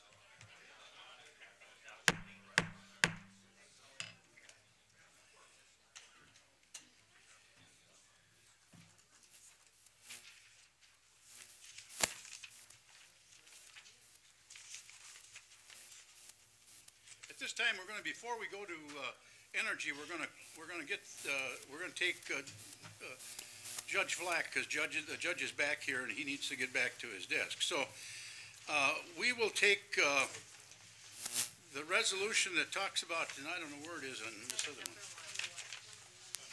Yeah, it is number one, okay. We're gonna take that one, and then right behind it, we're going to take, or right after that, or just before that, we're gonna take number five, which is a resolution approving a new position for a social worker in human health. So, at this point, I'm going to ask, Esther to bring that to the floor. Is there a second? Ken makes a second. Ken Colby? Yeah, one and, we'll start with him. No, well, he'll be here, he's part of that.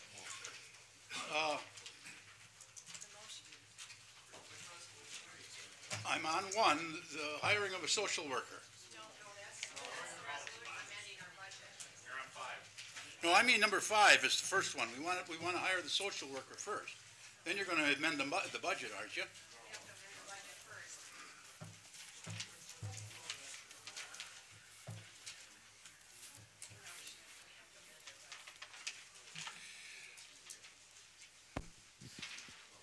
I would suggest, if it's appropriate, to deal with the resolution amending the 2010 Health and Human Service budget first. We've already done that one.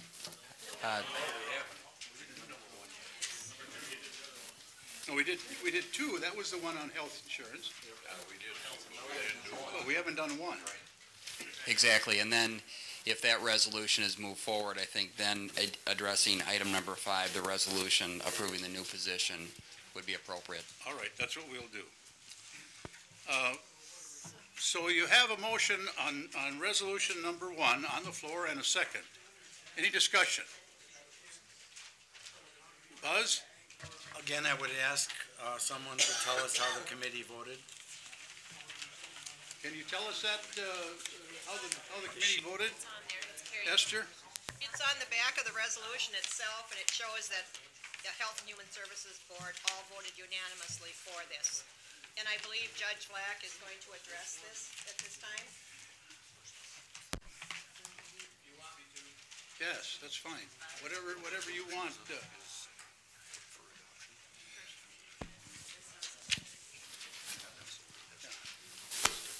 This resolution came in right after the County Board approved the budget. It's when we received notification that we were awarded money, and it's a unique collaboration between our office and the courts, and I'll let the judge. We're gonna put a new mic over there.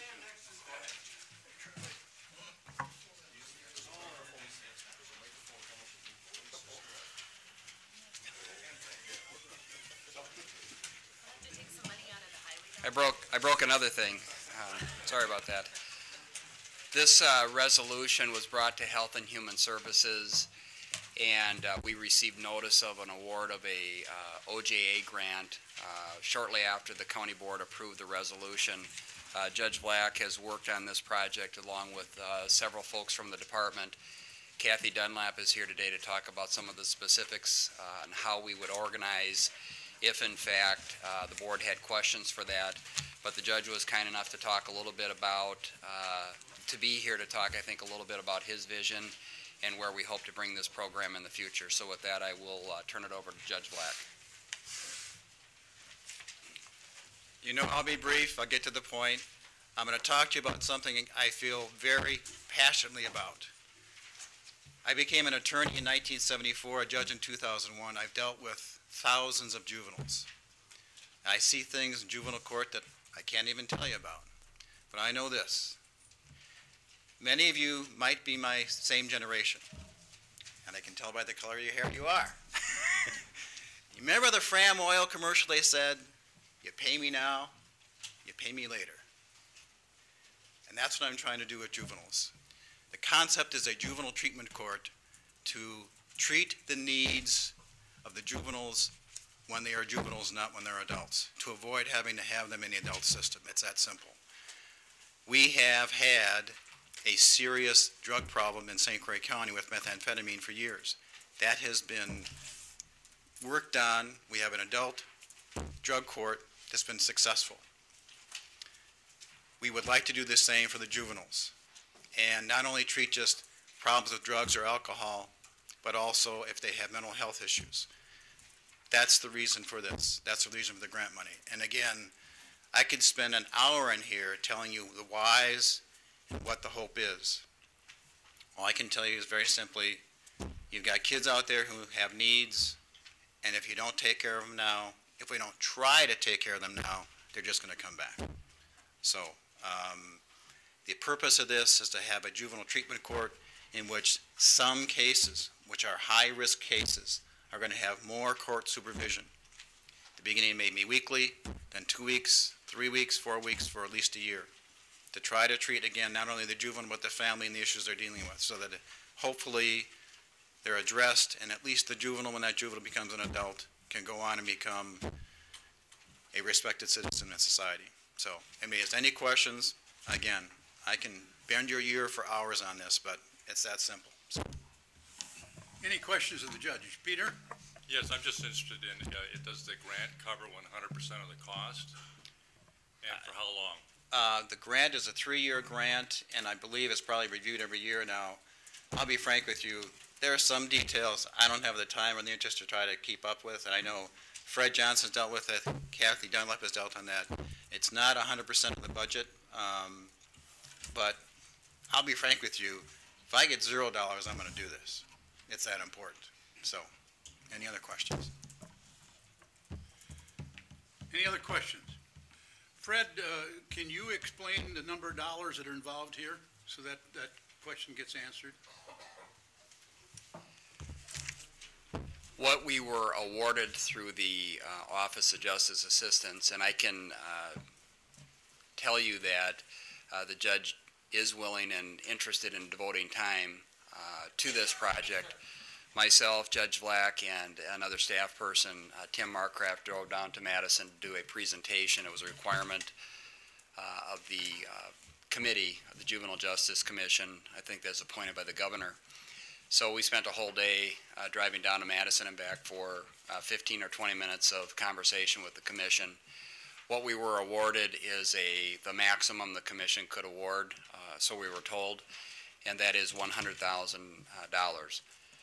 The match requirement of that is, I believe, a little over $11,000, and based on how we anticipate organizing, how we are going to organize this new position, is to allow that dollars to be recouped through case management billing. Kathy Dunlap is here if you want more detail about how we will organize, and she might be the only one in the room that understands exactly how the OJA comes up with a 10% match, because to me it would be $10,000, but it's actually a little over $11,000.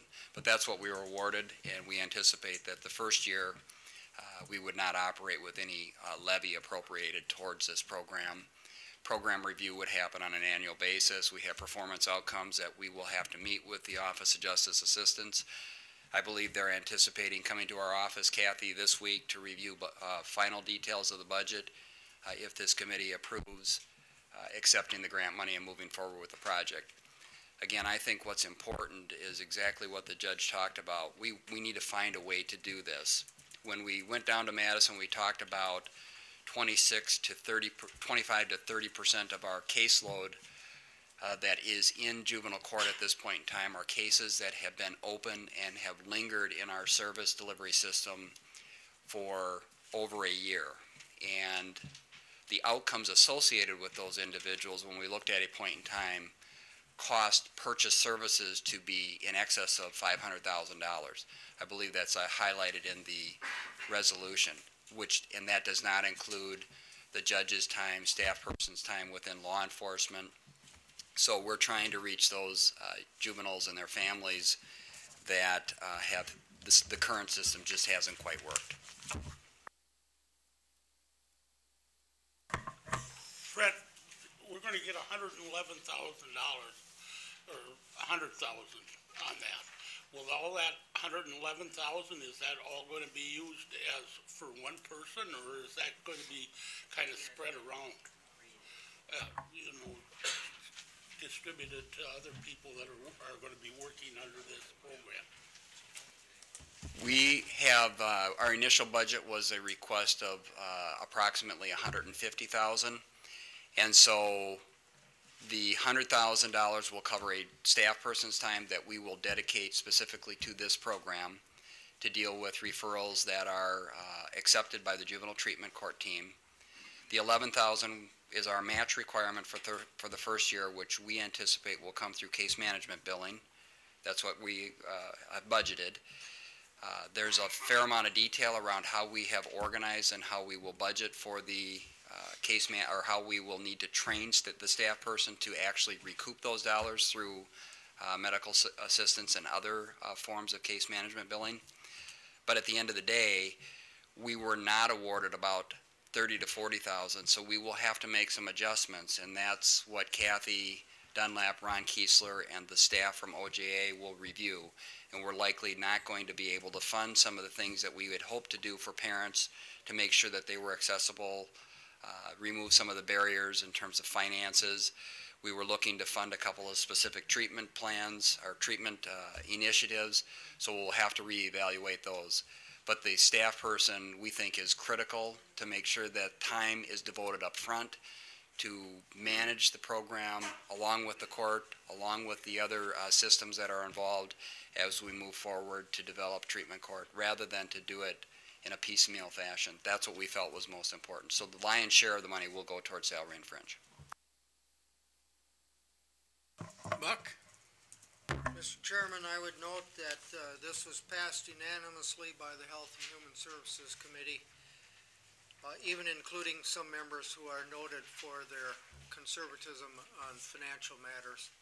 It seems to me that we are behind the curve with respect to our services to juveniles and should take advantage of the willingness of Judge Black and other judges to devote the extra time and energy that it takes to make a program like this work, to follow in the train of the highly successful drug court program. And we weren't the first ones in the country to start that either. But once we got going, it is having remarkable success. We heard the district attorney talk a few moments ago about how it's even reduced his workload and caused him to start a diversion program. Well, this has lots of potential for saving money, but far more importantly, for saving lives, for turning young people at their formative years in the direction that they ought to go and out of the paths that they're tending into. I would urge everybody to vote for it, and it to be a unanimous vote to show how important we value our young people.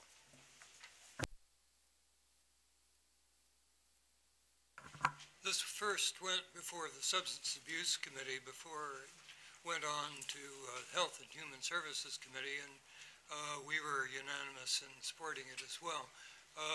We had, I think, the most attractive feature of this program is the team approach toward helping the juveniles who would be in the juvenile court system, the special juvenile court system.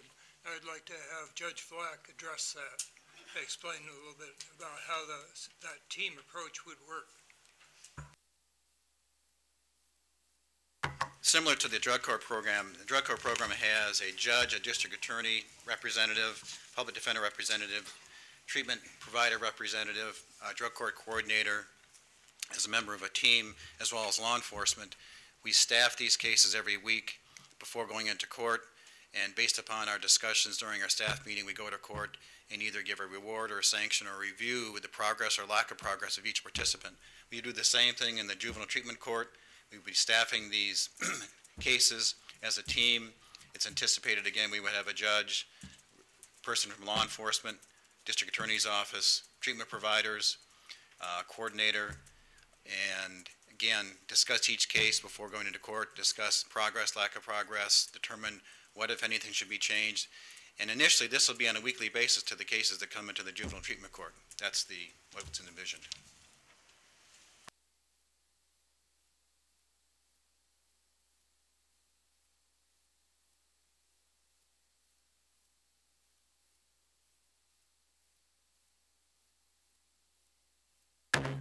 With such passion for his work, and Fram filters are rather cheap, so I support this strongly.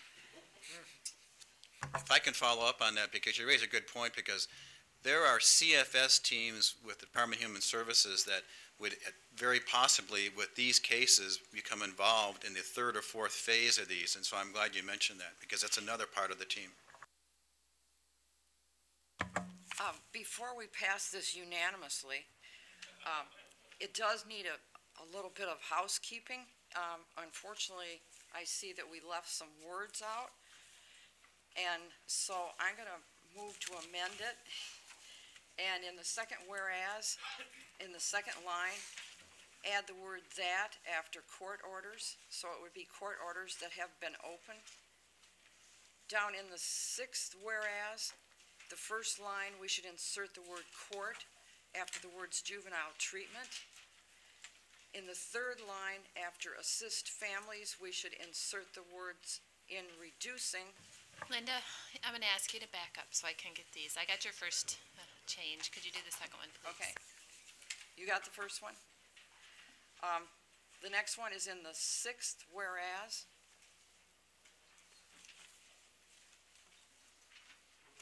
Insert the word "court" after the words "juvenile treatment" in the first line. In the third line, after "assist families," insert the words "in reducing" and take out the word "reduce." And in the fourth line, put a comma after "behavior" and add the word "and." And the final one is down in "therefore," insert the word "county" in between Croix and board.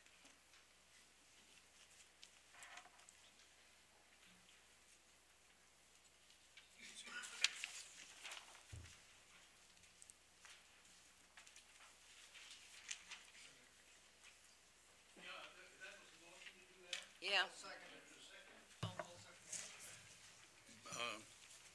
Dan has a second on that. Who does? Dan Rabel. Any other discussion on that amendment that she had? If not, all those in favor say aye. Aye. Opposed, the same. Okay, it's carried. Buzz? Judge Vlack and Fred, if I may, could I speak to the community response to this in terms of supplemental funding?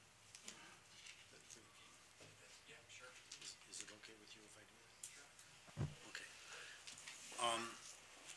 Several weeks ago, we started putting out feelers to various organizations within the community, trying to obtain supplemental funding to make up the difference between the $146,000 that was applied for and the $100,000 that was received. The Hazelton Foundation is very interested. They can't give us funding, but they will support us in kind with graduate student help to come here and help with the counseling if we wish that. Health Partners, the Hudson Hospital, Minnesota Blue Cross Blue Shield, and St. Patrick's Church of the Knights of Columbus organization in that parish have all been very positive, indicating a willingness to support us in this initiative. So this is one more plus, and I, like the others, would encourage you to vote in favor of the motion, of the resolution. Motion and a second in front of you. This is going to take a roll call vote again. So,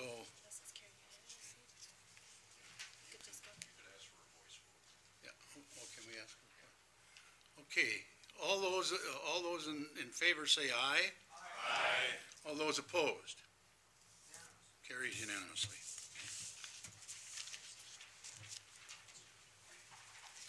Thank you, Judge. Yeah, let's see here where we're at here. I would just like to say that I've been working with Judge Flack all year on getting this drug court, the juvenile court established as much as I could work with him. And I tell you, we get a lot of bang for our buck out of this guy, because he works extra hours and lots of extra time, does us a great job. We're going to move to, as long as Fred's here yet, we're going to move to the resolution on the social worker. That would be number 5. Esther brings it to the floor. Roger seconds it. Any discussion? You want to explain this social worker, or is that what you just explained, isn't it? That's what I just explained. Yeah. So we know we won't waste time there. That's what you just explained. Okay. Steve? This discussion for the position? Yes. Is there any chance that this position can be someone other than a county worker? Can that be a position that is taken by an outside firm or a nonprofit that can handle this, rather than us putting a position that could possibly end up being well, it's another head count on the counties. You got people that are more qualified to answer that than I are. This is Kathy Dunlap. She's our family and children's coordinator and also works in our youth community support program. And I will let Kathy address that issue. No, it cannot. It must be a new county position. That is part of the conditions of the grant. Plain and simple. As a matter of fact, I received a call the end of last week from the person who's administering the Office of Justice Assistant Grant, Katie Hawkins, and she said, I just need one more time to have you give me the assurance that this is first of all, not a position that will be absorbed within your structure already, and that this will be a new position within the county structure. And I said yes to both of those. I would like to add to that, if you ever watch Amber Perry, who sits right over here by my office and helps coordinate the drug court for the regular drug court, those guys spend an enormous amount of time. That's all she can get done by working with those people. And that's what's going to happen with the juvenile court also. When we applied for this grant, we knew that it had to be a new position. It was one of the conditions of the grant. Okay, Bill? I'm not sure, but I believe that this would, by statute, have to be a county position within the court system in order to preserve confidentiality of the records for the juveniles. Isn't that right? It would be within the family and children's, and yes, and youth community support services, and yes, everything that will happen here is totally confidential. Okay, Cindy? Just a housekeeping item. The first whereas, it's one request. We could put a request for a new position instead of requests. It's just a grammar. And then is the salary, and are these amounts right on here, just to get it straight? It says the grant is $111,000, or is it $100,000 with the match of $11,000? The grant is $100,000, then with the match of $11,111. So we could correct that, and then. Well, I at least the one that I have, the bottom says. I think she's referring to. Oh, okay, yes, then I haven't seen that new one. I just have the one that was, oh, yes, you're correct. Is the salary and fringe cost then correct to read $11,011, or should that be $111,000, right below that? Finance addressed that, but what will happen is the $11,111 will be part of this person's salary. Some of the grant dollars will also be part of this person's salary. It was just kind of on. Yes. Thanks.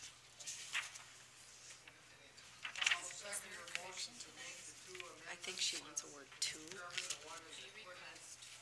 the first whereas, the word and change request plural to request singular, and the second one is in paragraph 1 under social worker, the third line to change the number from 111 to 100,000. Second to that. I did. Yep, she made Based the off motion. of request.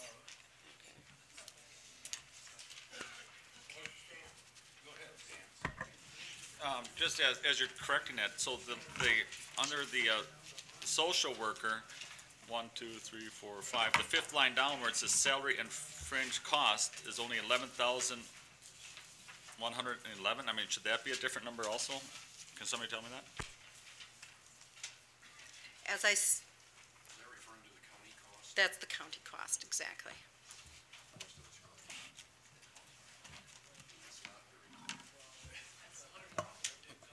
Okay.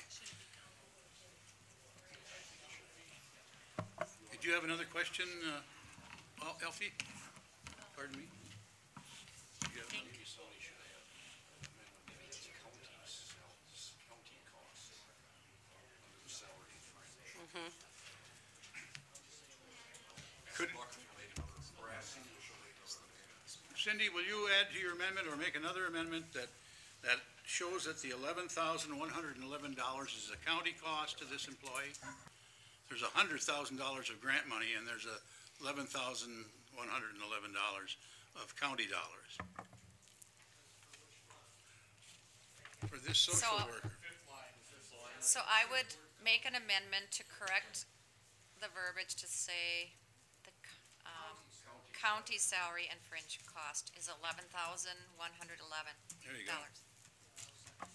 And Buck seconds it. Okay, you have the motion and a second. All those in favor of this, on the amendment, answer by saying aye. Aye. Opposed, the same. And the amendment carries. We then will have a motion on the resolution itself. And that takes, I believe, is that a 2/3? No, it's not. No, it's not. I think we'll just go with the regular vote. All those in favor of accepting this position as presented, say aye. Aye. Opposed, the same. Aye. One opposition, everyone else is aye. Yes. Okay. Thank you. Now, let's move to Pete and number 3 resolution. Who will bring that to the floor? Resolution approved. Oh, I'm sorry. I'm looking at the wrong sheet here. I'm sorry. It would be resolution number 4, the Energy Committee Strategic Plan. Mr. Chairman, I'll move that to the floor. Fred brings it to the floor. A second on that? Alfie seconds it.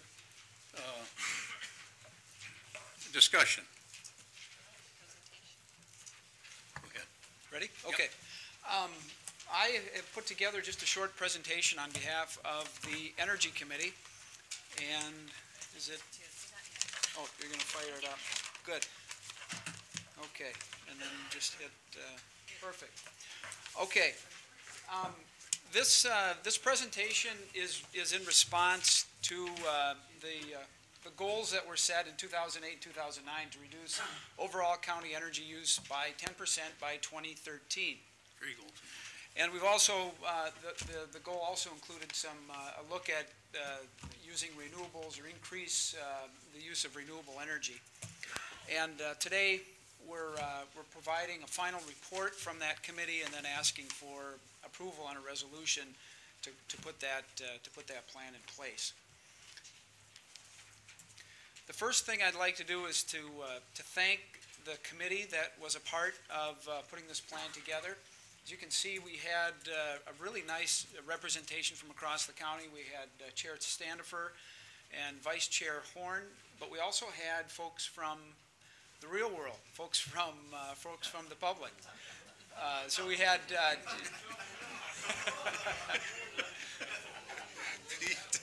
Okay. I've been told there's a 20-40-70 rule. When you're 20, you care about what people think of you. When you're 40, You don't care anymore, and when you're 70, you realize everybody's thinking about themselves anyway. So I'm 40, so I guess I'm to that point where, whatever. But in the back, I'd like to recognize Jerry Van Zomeren and Dennis Horner. Jerry's with St. Croix Electric, and Dennis is a city administrator with New Richmond. Again, thank you for their time, because they provide that outside input. And all kidding aside, it's the people outside of this body and outside of the county that can provide us some really good ideas, and I'll share some of those with you here in a little bit. The first thing we took a look at was to really look at what the county assets are. What do we have in this county that makes us unique or different? And certainly it's not just about the cows. It's about the people that are milking the cows and the people that are using a so-called waste product and turning it into a renewable product. This is an example of Emerald Dairies. And those of you that, I think most of you probably are familiar with what they're doing there. They've got an anaerobic digester. They take the manure, turn it into biogas. They're also looking at growing algae with some of the waste product to make biodiesel. They're even growing vegetables with some of the so-called waste heat. So when we take a look at this strategic plan that we put together, we want to take a look at our assets. We want to use that information to develop a plan, and then we want to implement that plan, and we want to share that with the county staff and eventually with the public. However, before we can jump on this bandwagon of renewable energy, we really need to take a look at conservation and efficiency. Renewable energy will only work when we reduce the amount of energy and are as efficient as we can possibly be. So this idyllic situation of wind turbine in the backyard and solar panels on everybody's rooftop is something that only works with the help of conservation and efficiency. Yeah, I think that was it.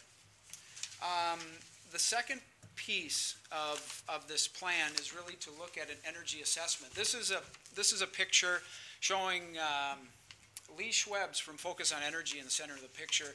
He's out at the highway shop, and thanks goes out to the highway department. They're doing a lot of conservation and efficiency work already, and we were able to go out there and take a look at their shop in Hammond, and Lee has some ideas and will be providing us with a report here shortly. But it was a fun morning. Jerry Van Zomeren was there with Lee and put on a short presentation for the guys that are running I think these were the managers running the outlying highway shops, and just getting some ideas, some good feedback and discussion. And it's funny how the conversation always turns to, well, my wife has got all these Christmas tree lights out there, and I'm just wondering, how much energy does that really take? And it could be an excuse to not put the Christmas tree lights up, but I think they were really concerned about energy. So, what you learn at work is obviously carries back to your home, and it's that interchange, it's that transformation of what you learn, carrying on to your, carrying back to your home, and as a way to reduce energy. When we take a look at assessing overall energy use at a county level, and I'm taking these numbers from Chippewa County that just completed an overall assessment. This is big picture stuff. If you want to get into specifics, we can take a look at that. But big picture stuff, facilities typically take about 34% of the overall energy that's used at a county level. Transportation takes the bulk of the rest of it, about 66%. Again, this is just Chippewa County's assessment. We would get some similar numbers. We might expect to see some similar trends, but again, that's part of why we would need to go through an assessment to see where our energy is being used. Really, the second piece then is to take that information and develop a plan. The plan would be developed, hopefully, by a group of employees, people that are, have their pulse on the day-to-day activities, understand some of the efficiencies and the things that could be implemented. So, developing an overall energy plan would be a recommendation then by the Energy Committee.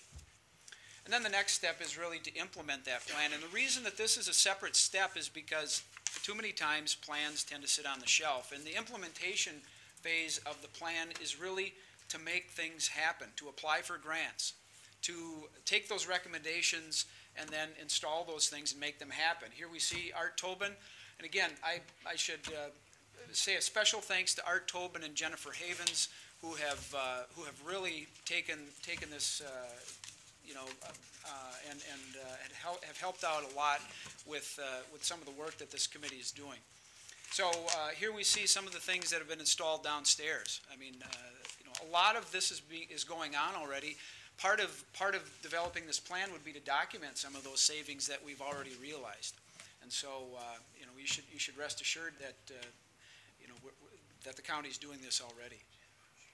The last piece of this is really an information and education plan or workshops, activities to get the employees to understand overall energy use and where they could reduce their use. St. Croix Electric and Art Tobin's shop, Building Services, purchased, how many of these did you purchase? 20? 25? So this would be an example of, and St. Croix Electric even donated some, I believe, so thank you. This would be an example of an energy or information and education program where we'll send these out to various departments.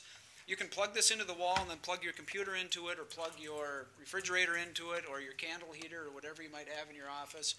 And you can add up the amount of kilowatts that uses. The reason that's important is that, and something that Jerry told us about, is it peak energy demand? The rate that we pay peak energy demand is something that the utility looks at it about every 15 minutes throughout the month. And if there's a peak any time for 15 minutes during the month, then that group or that government or that business pays a higher rate because the utility has to provide that electricity at that higher rate. And there are some things that we can do to reduce that rate, and you can see some significant savings. He shared with us some real big savings that a company, I think down in Spring Valley, realized by just modifying when they used electricity and making those changes. So, just to summarize, what this overall plan is meant to do. It's meant to generate information. It's meant to take a look in the mirror to see exactly where our energy is being used. It's meant to then analyze it, to organize it, and prioritize, make some decisions about what we can actually achieve, make sure that those things are realistic, and make sure to think about the employees. You certainly don't want to turn the heat down to 55 degrees just to save some money. Obviously, the Energy Committee cares a lot about the employees and the workplace, so that's a big part of taking a look at what's really achievable, keeping the employee in mind, and then select what those activities are. And hopefully, more than hopefully, we will save money. That would be the end goal. To the taxpayer, that's the reason for that goal that was selected by the county board. And really, how do you make this happen? I mean, like the threads in this, in this quilt, it takes everybody. I mean, it really takes everybody. It takes staff, it takes the county board, it takes the public in and out this door. We have a great opportunity to lead by example and to provide that information and make that available to people that come here and see how our operation works. So good. Again, teamwork, collaboration, working across departments would be a real key to making this happen.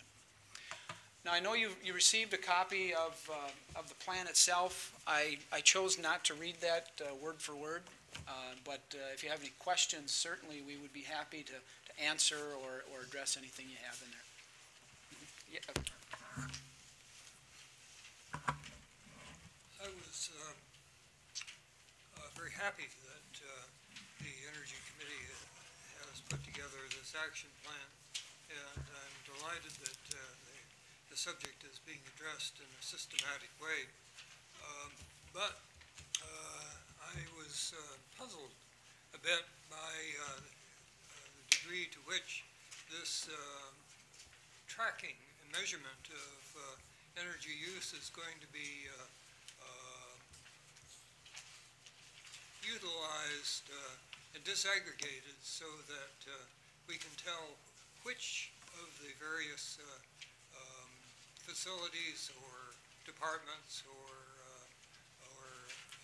various kinds of efforts that we are taking will be looking at their own energy use. And it's not clear from the plan who's on the list, how it's going to be carried out and by whom. For instance, in the nursing home, are we going to be looking at the nursing home itself? Are we going to be looking at particular parts of the nursing home? How do we disaggregate that? The same thing goes for the transportation department or the sheriff's department. And so to what degree is the committee planning to do that? That's a good question, and I'm the facilitator of the group trying to provide that information. I can tell you that there's a municipal planning guidebook that that I helped work on with Extension. That's what Chippewa County used, and the way that they implemented some of those, or the way they answered some of those questions, was to form an energy planning team. So they took it, they took the handoff from the county board, and then they had staff. Then I think he's not administrative coordinator. He is a administrator in Chippewa County, and then appointed some department heads and then staff to work on gathering that information and deciding exactly what they look at. But again, if you can think about this plan that the Energy Committee put forward is really a handoff to what's explained in there as an energy planning team, and it's undefined right now. Who would sit on that planning team? We would have to talk about that, or you would have to help decide that. Buck? I'm a little concerned about what strikes me as potentially a rather slow rate of progress with respect to one particular item. As we recently re-roofed this building, which of course has a very large surface area, we intentionally had the roofers place little pylons or stanchions so that we could put solar panels up there if desired. And when we were talking about that, plus some of the repairs that are being made to the grouting on the walls, we talked in the Finance Committee, we talked about the potential for hanging solar panels on the south wall. And we had some very preliminary numbers about payback for that sort of a system. And it began to look as though the paybacks are fairly short, and therefore moving ahead is, right on the verge of being the right thing to do. So if interpret this for me, we'd have to wait for a committee to be appointed, wait for the committee to come up with a report before we could start a project like this. Where in the timeline would that be? Here's and anybody else can jump in, and that's kind of Art. Is Art still here or not? Yeah. No, he's not here. This, certainly Building Services has moved ahead, and we're following in their footsteps. They've got some things going on outside of this plan. This is an attempt to bring everybody kind of under the umbrella to learn from each other. The Highway Department is doing things that maybe other people don't know about. So this plan is to kind of get everybody on the same page, and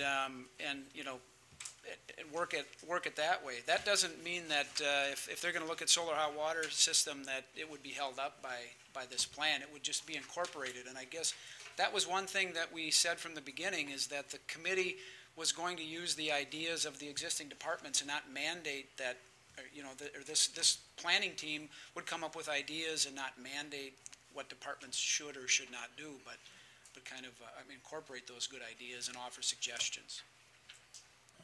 Buck, if I may add, I think at the last building ad hoc meeting, it was kind of discussed, and I think we made a decision at the time, I don't know how verbal we were with it, that when the Energy Committee is done, and this group you're asking about, we would just put it in with the ad hoc committee and work it from there, and instead of having another new committee.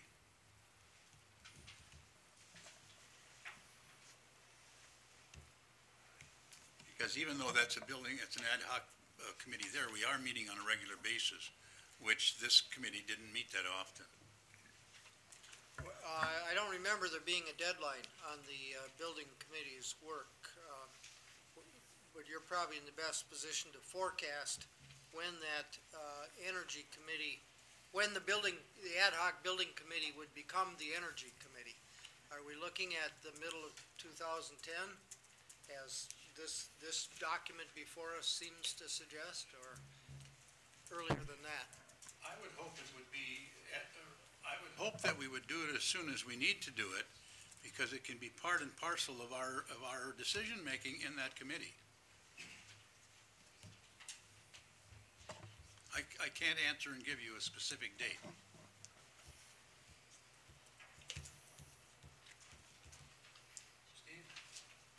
Thank you, Board Chair. Is there any point or a portion in here at a time, since Pete, you were mentioning that 66% of the cost was in transportation? Is there any point that they would put in here, for instance, county vehicles, on having them make some sort of minimum requirement for cost of operation? That would be something, once you have the information, again, we haven't put all the information together, but once you have a good assessment of where the county's energy use is going, yeah, then you could start to take a look at that. Again, Chippewa County, they're using this information to apply for a grant to get quite a few dollars to do some things with their fleet vehicles that they were thinking about. I think they might be getting even some hybrids for their fleet vehicles and things like that. So the basis of any future grant dollars, if we're going to get them, really is the first step is to complete this, to complete a plan and do that energy assessment or audit, however you want to say it. Sharon? Thank you, Board Chair. Just for my clarification, am I understanding that when this current energy committee is dissolved, that the work of this committee would be then accomplished by the ad hoc building committee? Is that correct? That's what I was saying. Now, we wouldn't have as much input at that point, because the input should be done. Because that was the purpose of the energy committee to begin with. And I think the other thing to make clear again is that in this document is what is being suggested is that a planning team. It's department heads. I mean, it could be public again. It could be staff. But some team has to go together to put a plan together. It's that formal endorsement to get that in motion, and it's my understanding that planning team then will report to the building ad hoc committee. Excuse me, but then I have a question about how would that planning team be populated? Who's going to decide? The ad hoc building committee would populate the planning team? We haven't even talked about that at this point. Oh.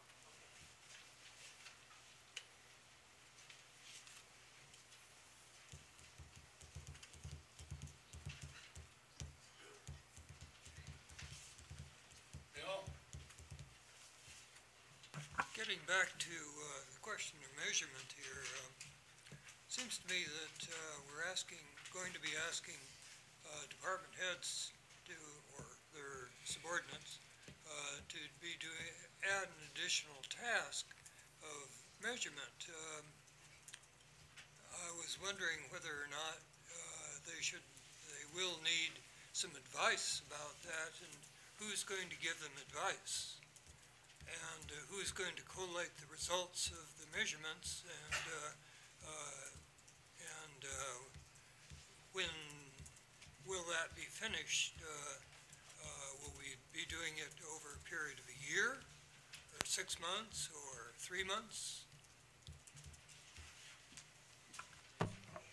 Again, those decisions have not been reached. As a matter of fact, there hasn't been any discussion other than the discussion that I talked about is the possibility of putting the energy effort in with the ad hoc building committee down the road. So we've not discussed these things. We are getting this final approval at the same time as you are.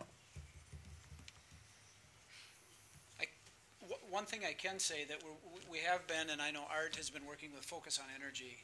Focus on Energy uses, all of us pay an amount that goes to information, education, grants, and those types of things. So all energy audits that happen at people's homes or businesses, Focus on Energy tends to be that group that provides that service on behalf of XL Energy, for example.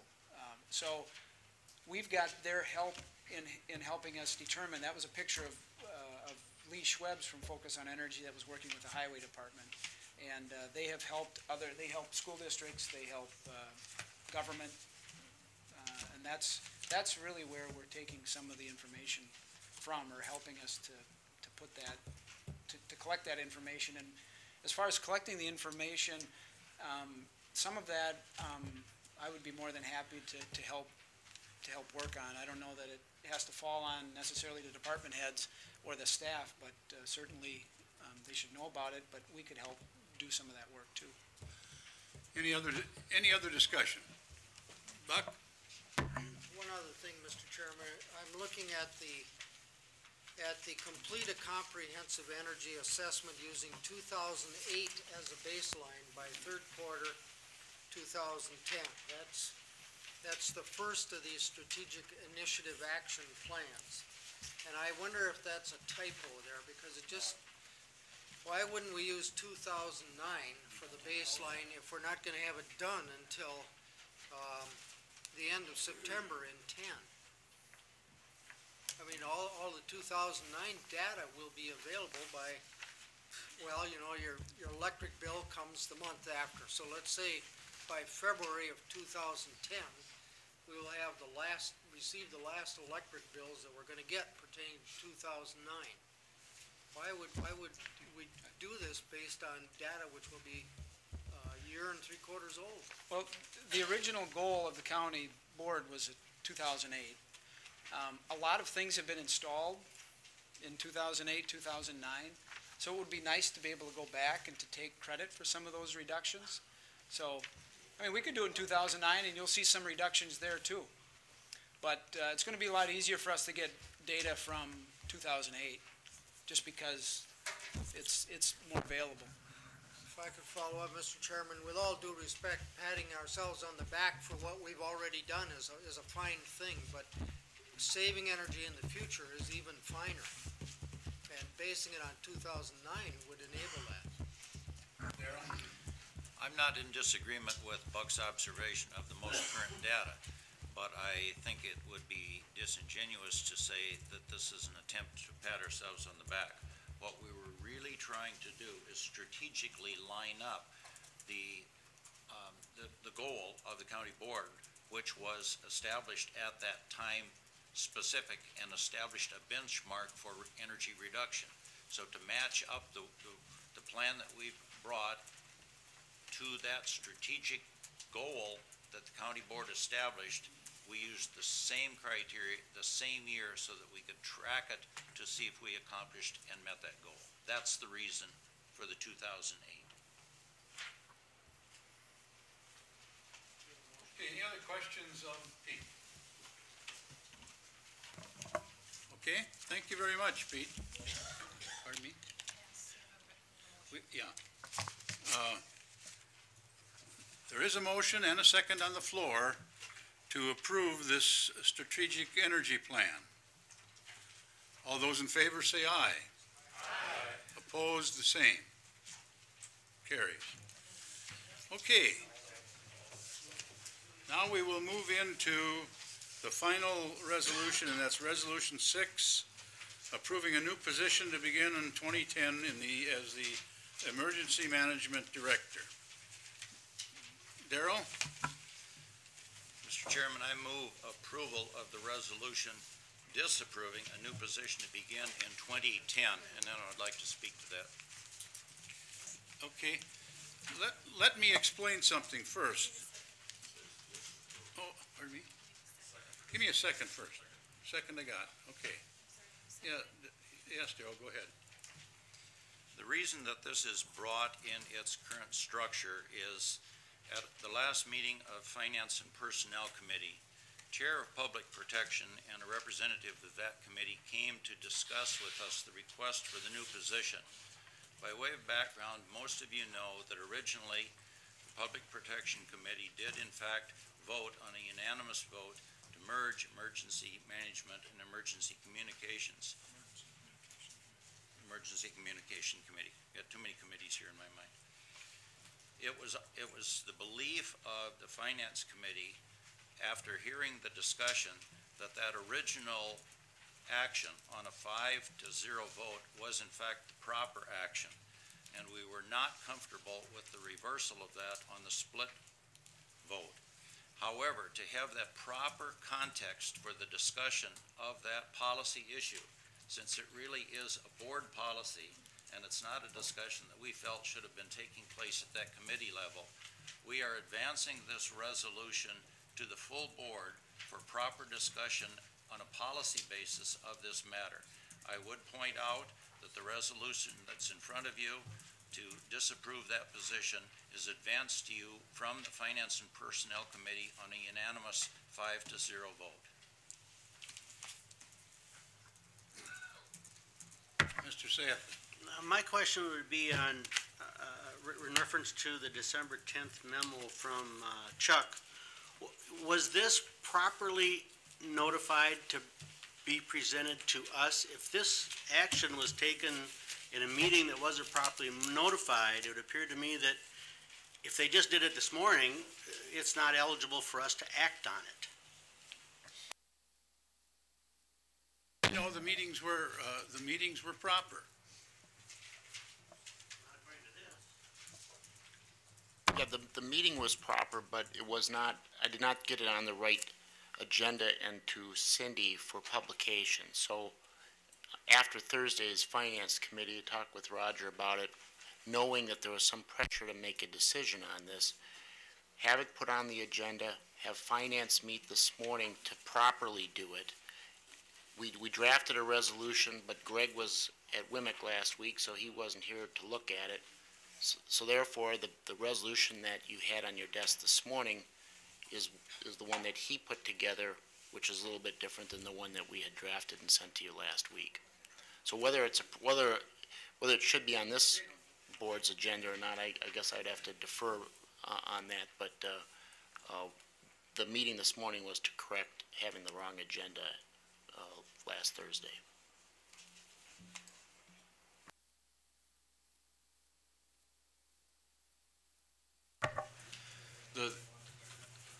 The effect of your comment, Warren, I believe, is that it technically is not in compliance with the requirement to mail out everything on Wednesday preceding the board meeting. Technically, what happens in a meeting where proper notice isn't given is that it didn't happen. So if I could suggest, if the board wants to invoke that rule that it didn't get to the members before it was supposed to, then maybe somebody should make that a motion to table. Otherwise, if the board isn't going to make any objections to considering it today, then it can be assumed that the board is accepting late delivery of this item.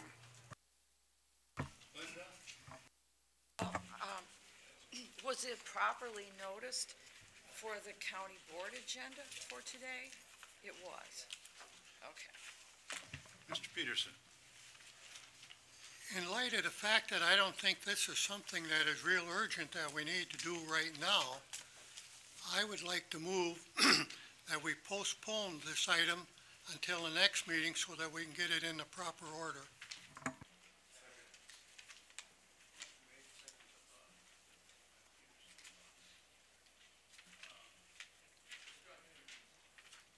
Yes, Mr. Chairman, our committee could, I guess, could live with that.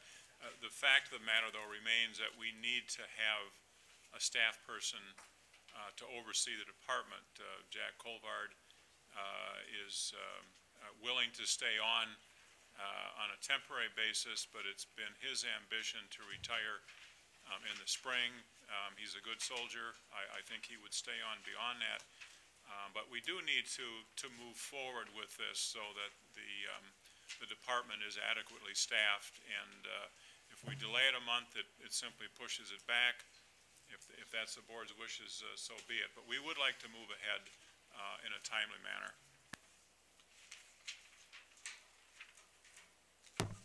Any other discussion?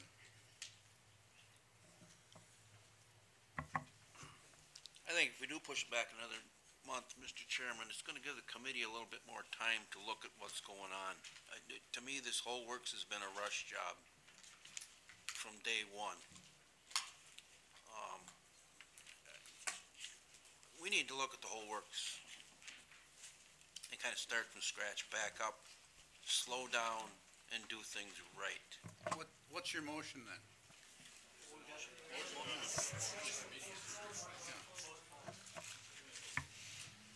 Which committee are you referring to?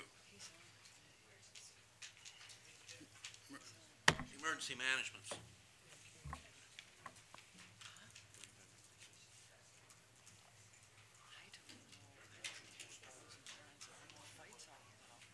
We have a motion on the floor, but the only motion that can oversee that is a postponement, that's all. Oh, it is, you did put on, did we have yeah, we had a second on it. Okay, we have a motion the motion is on the floor to postpone, and there's a second. All those in favor say aye. Aye. Opposed, the same.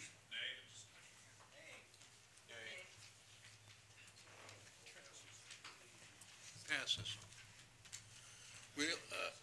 We'll slow it down for you, but we're gonna have to move along on this, and we can't be sitting here, keep jawboning this week after week, month after month. We've got to do something.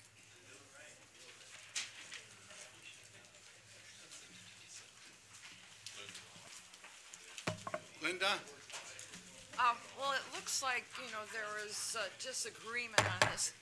It looks like there's a lot of disagreement on this issue, which way we should go. And so I would just ask that when it's brought back, that the two sides give some sort of presentation of the pros and cons of the issue, so that those of us who haven't been as intimately involved with it can make a rational decision. John? Mr. Chairman, we can give you a brief primer today if you want that. Otherwise, if you want to delay it to next month, we can do that too. Yeah, but it's postponed now. The vote to postpone takes it into next month.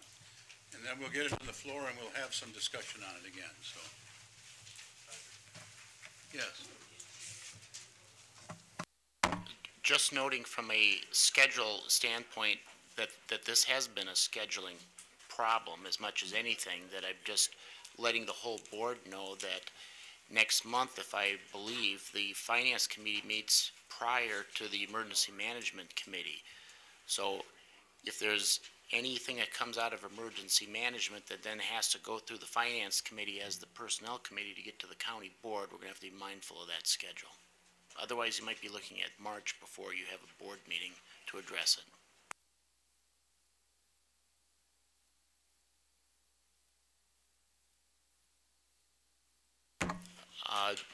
Finance meets on January 7th, and have you set a meeting? It's the 12th, is it, for emergency management?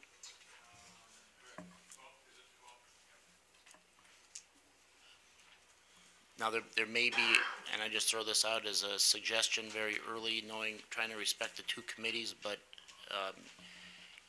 since these two committees have been there's been an offset in their schedules that has not helped in some of this, whether or not a joint meeting may want to be considered.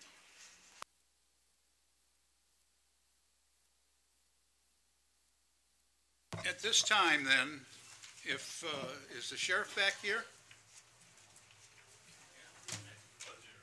Casey is here. We can have Casey come up.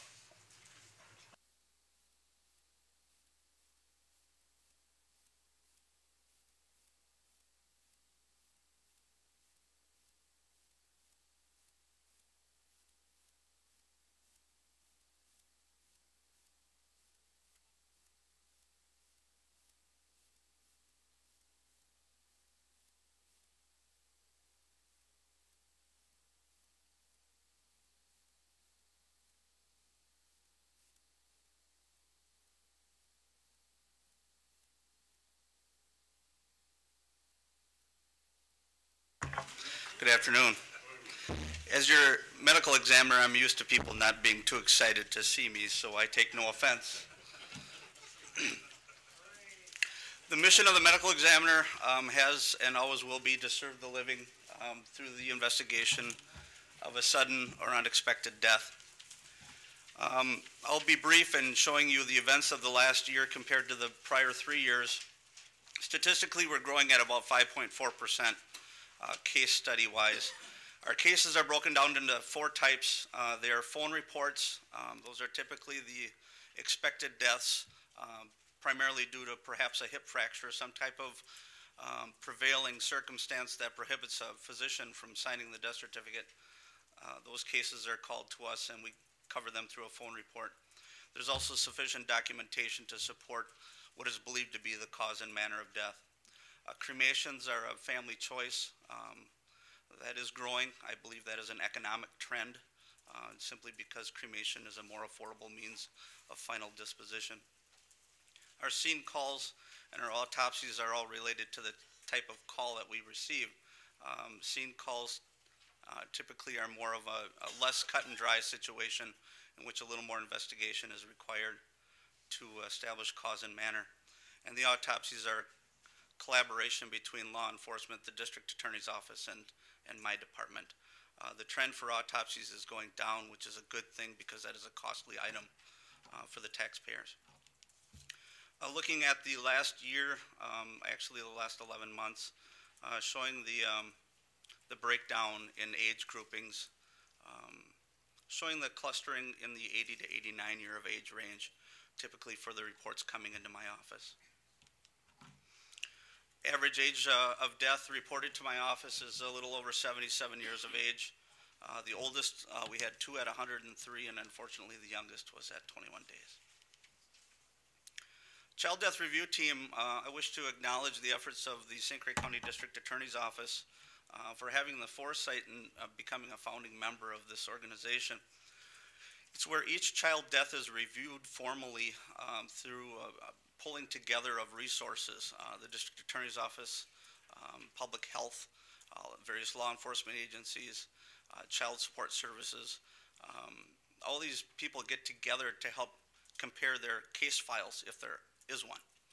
And I think it's a very important thing. The goal is to reduce the number of preventable childhood deaths, and it's a very important component on how we dedicate our time. This map, I apologize for the distortion. It shows in St. Croix County in 2007 that there were 13 reportable deaths in this category. It's important to note that because it does result in a tremendous amount of work. The Child Death Review teams throughout the state comparatively, if you look at St. Croix County, it was again a founding member of the Child Death Review process in the state. There is an overwhelming trend of different counties to adopt and look at a child death review program because it is so important at perhaps preventing a death of a child. Dollar signs indicate there was a mini grant that was available in 2009, and the St. Croix County District Attorney's Office has secured that grant for 2009. I talked about the drive for these child death review process. Just as one example of the paperwork that's involved in the reporting of a child's death to the state. One thing the state does love is statistics, and the workload that has resulted from the statistical requests can be overwhelming. It's a 16-page document that each page has approximately 45 to 50 questions that the state wants to know about the circumstances relating to each individual child's death. They then have a large database where they compile these things and develop an overall safety plan if one's appropriate. The Paul Coverdell Forensic Grant, we've secured a grant in the medical examiner department for just under $18,000. This is a 100% funded grant with no anticipation or requirement to continue costs beyond the grant itself. It will allow us to purchase 5 laptop computers. It will allow us to expand our computer program. Currently, we have a program called Forensic Filer. It will allow us to purchase forensic photos, which will sync the photos and the reports together. And allows us for a maintenance cost to be covered for 5 years, as well as a wireless connection cost for 1 year. So this is a 100% grant. That is a very a nice thing that came into us this year. I wish to thank the support of the Public Protection Committee as well as the support of the full county board. Without that support, we wouldn't be able to do what we do. Questions? To whom did you apply for the Coverdell grant? 2.5 years ago. And then I was told that there was another department in St. Croix County that had applied as well. So then I backed out. And then this year it came around again. So the application was in the June timeframe. What organization awarded the grant to you? It's the Paul Coverdell Foundation. Oh, it's Is that what you're at? Yeah, it's a foundational grant, Paul Coverdell Forensic Science Grant. Private. Yes. Congratulations. Thank you. Any other questions of Casey? Thank you very much, Casey. And now we'll ask the sheriff to come forward.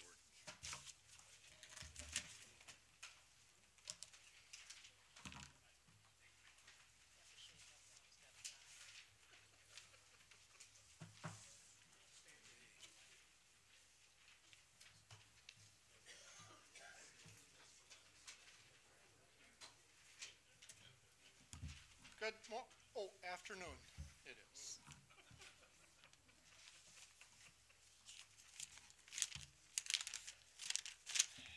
Well, good morning. As I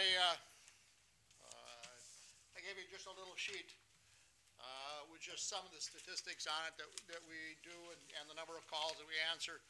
Our number of calls that we've had over the past few years has stayed pretty much the same.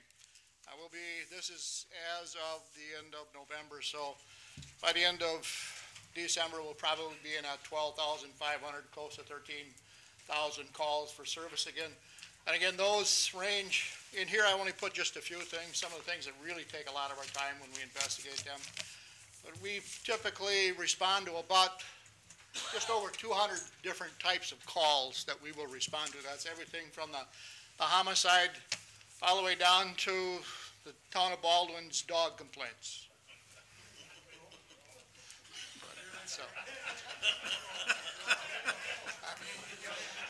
So you can see we do a wide variety of different things every day. One of the things to keep in mind, and I always try to discuss this, is that right now within the county, the Sheriff's Department is responsible for providing law enforcement, primary law enforcement to approximately 60,000 people. Those are the people that live within the townships or the unincorporated villages. And then we back up, whether it be Glenwood, Woodville, Hammond, Baldwin, whichever if they do not have 24/7 coverage of law enforcement, we provide backup to them, and then we provide expertise to them when they get involved in something that they're not used to handling or need some additional help with. We always will provide backup also to whether it be Richmond or River Falls or Hudson, whenever they need additional bodies or something is going on, just as with the shooting last month in Hudson, where our emergency response team was called in to take over that particular situation. So as we continue on, one of the things that we've seen a real increase in lately is the child pornography cases. We actually have had, in the last 30 days, we've had 3 of them that we've done search warrants on. One of the things that benefits us in that is that probably 5 years ago, we initially got some grant money. We obtained about $75,000 worth of electronic equipment so that we can actually download computers. We can, I guess I'll call it, because I'm not a computer, but we can scrape off layers of information, so we can go down roughly 17 layers of information that may have been placed onto a disk or into the computer, the hard drive of it. This past year, we obtained another grant. We were able to upgrade those computers that we have. We actually have done some work for the crime lab They were up in this area, and they used our technicians to do some of the work for them. So we are in the process of creating in this general area up here a team that can handle most anything that comes along as far as computer crimes, whether it be the child pornography or any other type of crime that's there. We're learning how to do all. Unfortunately, a lot of what we do, and I didn't put it in here, has to do with computer-related crimes. The theft of identity theft has to do with the theft of your credit card numbers or your bank numbers or anything like that. So I have two of my investigators that are and have been to a number of schools on that and are well-trained in doing that. The problem is that a lot of these types of thefts, they come from overseas, and there's no way to track them. So well, we can get so far with it, we figure out what it is, and then if it's a large organization, then we'll turn it over to the FBI. And then if they deem it big enough or enough cost, then they'll follow up on it. One of the things that we've seen, and you'll see in the numbers in here, is we've seen our burglaries, which are the daytime burglaries. That's primarily all we have is daytime burglaries, has really been cut in half in the last couple of years. Since I've been sheriff, we typically average about anywhere from 160 to 180 home burglaries a year. Last year it dropped down to under 100, and this year we will again stay under 100, probably in that 90 range. Part of it is, I'm not sure, and just a guess that I'm going to throw out there, and I did it with my Public Protection Committee too, but has to do with the number of people that perhaps are laid off and are in their homes right now, so there's more people moving around and more people at home. So when people, if our groups of burglars that come over specifically from the Twin City area and are casing areas and looking at areas, are beginning to see more people home. So that in itself is a detriment to the home burglary. So along with, I think, good law enforcement, we have, I know last year I think we cleared somewhere between right around 60 burglaries last year out of the 90 that were reported to us. So we got a really good core team of investigators, and they work really hard. So we are continue to work on that. Our domestics, and again, like I said, I only put a few things in here. Domestics, of course, this year are up. Our DWIs, or drunk drivings, are up. Our fatal accidents are down this year a little bit, which is good. I think you see we've had 12. 2 years ago we had 18. We dropped to 11. This year we're at 12 right now. So and these again take a great deal of time. We've just sent two of our officers to the reconstruction classes. We bought some new software that allows us to reconstruct accidents now, so we don't have to rely on either the State Patrol or one of the local other counties that have that expertise to come in and do it for us. We're able to do it, provided in a more timely and efficient manner to our district attorney for prosecutions. So we are also seeing a lot. Our civil process has increased greatly, especially with our foreclosures. We're as at 10 o'clock I was out there yelling offering about 20 different homes this morning. But it takes a lot of time to do, not for me to auction it, but it takes a lot of time to do the postings, to do the paperwork for it, to go out and do what is required statutorily for us to serve these papers, to post them. One of the things that we're working with right now, trying to get legislation through, is to change the law so that we can actually use the internet and do some postings on the internet. That'll save us time, gas, and a lot of effort in this. Within the jail, we typically, over the past years, we will book in anywhere from 3,300 to 3,500. This year we're down just a little bit individuals.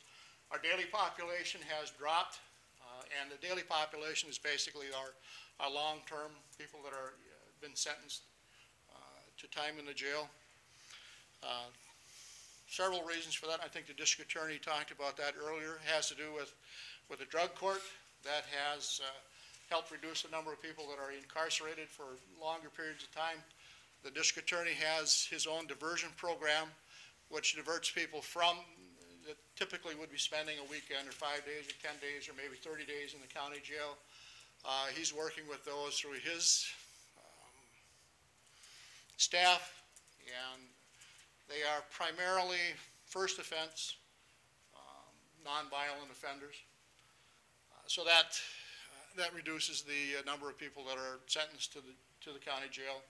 And we've just seen a general reduction in that. Part of it has to do with the success that this county has had, both and specifically from the meth committee, which is not called that anymore, but and the work that they did and the information was put out, and the amount of time that was spent by individuals on that committee, being involved in the community, talking to people, getting pamphlets made out, distributing them to different organizations throughout the county. So we've seen a real reduction in the number of people that are involved with methamphetamine. We still have a significant problem. We still are number one in the state, but it's, we've cut it by probably 30 to 40%, the number of contacts we're having, the number of arrests that we're making out there for methamphetamine. It's somewhat being replaced by other drugs, but so we see number of Huber inmates. If you remember, those of you that were on the board, I think in 2004, when we brought the issue of not having enough room for Hubers. At that time, we had usually 40, 45 people in Huber right at the moment, and then the judges had somewhere in the vicinity of 30 people waiting to sentence to Huber because they could not sentence them to Huber because I didn't have room for them. So what they were doing is we were working with them and projecting out when we would have room, and then they were sentencing them and they were convicting them, and then they'd wait and sentence them when we would have the room for them. So we had anticipated that we would maintain a population of somewhere between 50 and 80 Huber inmates at that time. Because of the drug court, because of some other, the DA's diversion program, and the fact that less people are being sentenced to Huber, we've seen that number drop way down. We're running about, I think right now, usually average about 25. It bounces up and down quite a bit, the Huber population. The problem we're having right now is we have a lot of people that are sentenced to Huber, but they're staying in general population because they can't find a job. So they're just sitting back in the blocks as non-paying customers. So that's one of our other problems is getting people jobs, assisting them in finding work. So that really keeps the number of because I think if last count, I think we have 15 that are waiting to find jobs that have been granted Huber, but they don't have any work. So they're just sitting back in the blocks. Otherwise, our Huber population would be a little higher than it is right now. One of the things I also wanted to put on there, if you look at the sheet, has to do with the medical and the suicide watches. I think it's important, I know we do this every month for our committee, to let them know what's happening in jail. But if you look at the number of continuous 15-minute medical, 15-minute suicide, 30-minute medical, 60-minute medical, 30-minute general, 60-minute general, and we've had 304 people that have been on these types of watches over the past 11 months. Those take up a lot of time. We are continuously monitoring them. Right now we have 3 different plaques that we put on the receiving cells. Different colors go from continuous watch, and continuous watch means that somebody sits on a chair and they watch the inmate continuously. They never leave that chair. If they have to leave for some reason, they get somebody else to come in and watch. The other one is a 15-minute watch, and that basically every 15 minutes, staff has to come by. They have to sign a log verifying that they were there. They have to make any comments, that any observations that they've seen. They write those observations down. We also have the 30-minute, which is basically the same.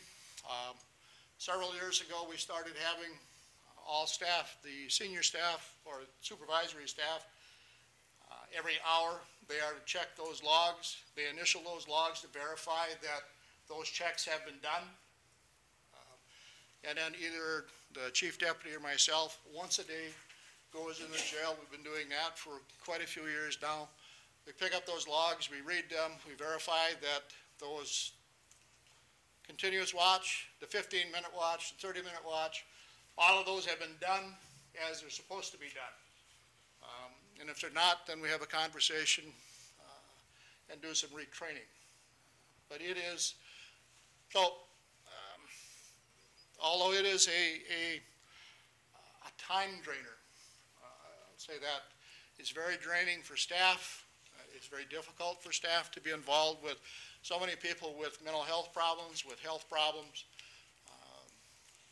But it is unfortunately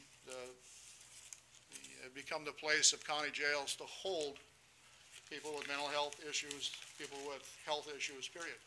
We are in the process right now of looking at whether or not we're going to be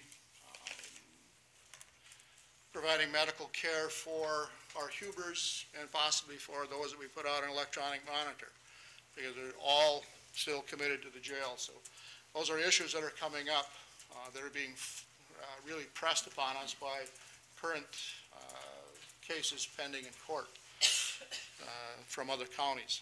So the other thing I put in there was the number of inmate mental health sessions. That we have a mental health worker that comes in twice a week, and over the period of the last 11 months, he has had 502 mental health sessions with inmates. And I put that in there just to give you just a little bit of flavor of who we're dealing with right now within the jail. You know, these aren't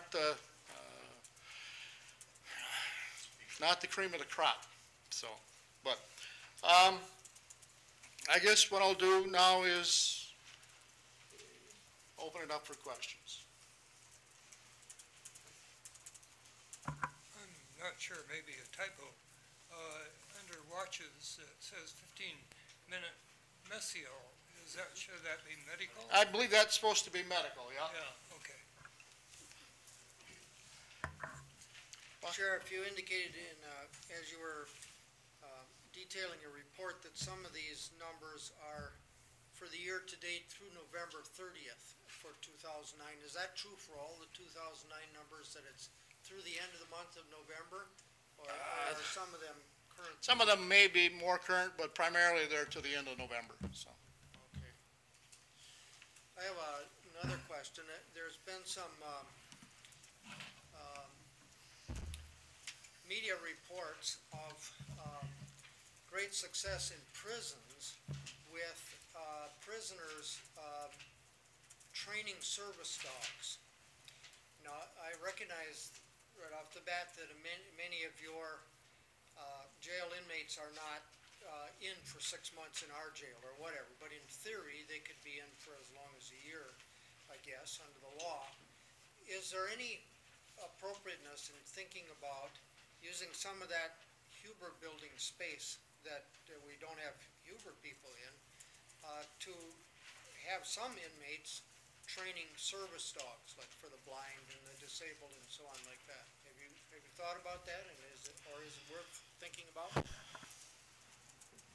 I haven't thought about it, but again, anything that we can do to help perhaps rehabilitate the inmate as well as provide a benefit to the public. I mean, certainly open to look at it. I'm not sure how it would work, especially in the jail, because some of them, a lot of them are in there for 2 weeks, for 30 days, 6 months. There's a few, and I wouldn't even dare to say what percentage, but probably less than 10% that actually spend a year in the county jail. So I don't know what the length of the programs would be and what the availability of those service dogs would be, nor would I know, the training that would, who would come in and do the training and where that's located. But again, we have a lot of different programs in the jail, so adding another one, I'd look at it, but that's Just all. another challenge, right? Another challenge, yes, that's. You, some of your reports suggest that you are already seeing some evidences of a decrease in recidivism, but I don't want to push you in a direction that you don't feel comfortable with. But are you beginning to develop anything that's relating to hard data about people who are, for instance, in the drug court, which has been the longest running, I think, or the DA's diversion program, which hasn't been running quite as long, are resulting in people not being repeat offenders because they're turning their lives around? Well, I don't have firm numbers, but I can give you a sense of what I see from the drug court anyway, and I don't know, because I don't know who's in the DA's diversion program, but I do know who's in the drug court. Okay, and I know that over the two and a half years now that it's been operating, there have been a number of graduates from it. We know that there have been, I think there have been 3 that have failed, I guess, after graduation.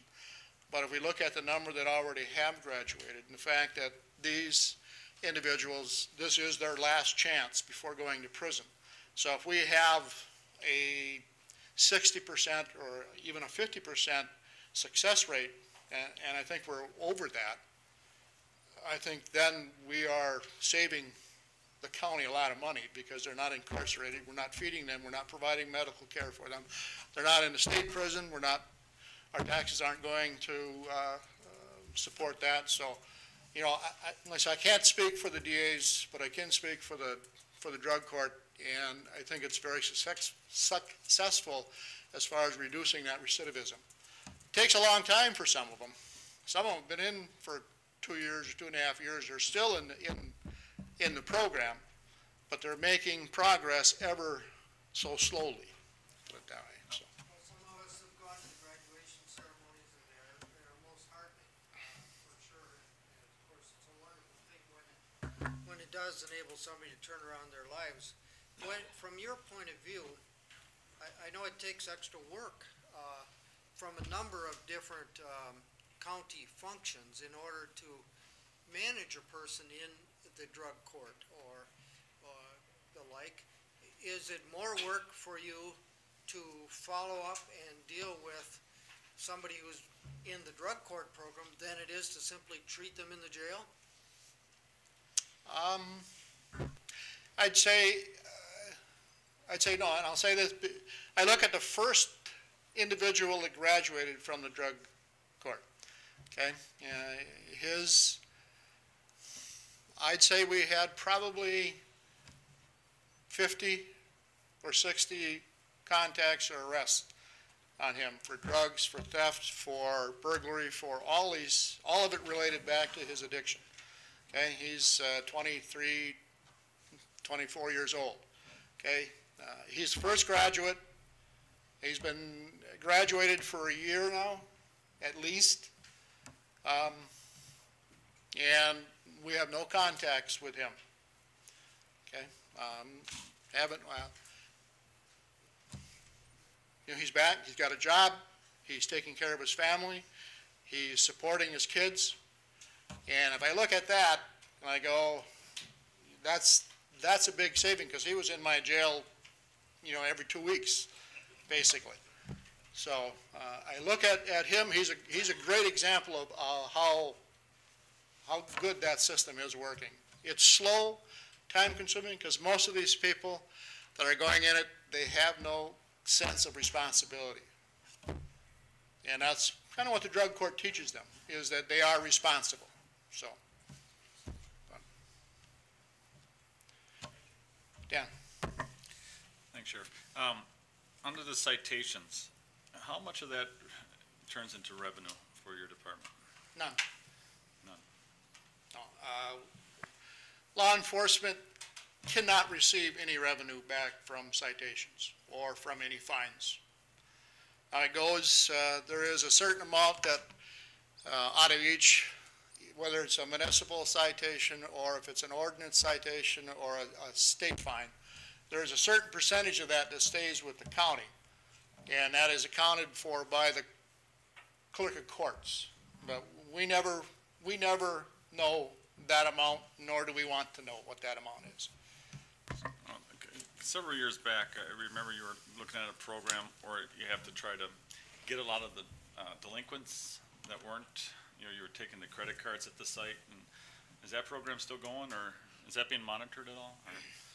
No, the credit card for us, I think it worked better I know the State Patrol does it, and I think they still do it. And I think because it's on, most of their work is on the freeway, and they have people that are passing through, they're from other states and they were more likely to use the credit card and pay it, so they didn't have to go to the jail, they didn't have to worry about it. What we found from a local perspective is that local people who live within the county or Wisconsin residents, they took great offense, shall we say, at being asked to pay their traffic ticket immediately.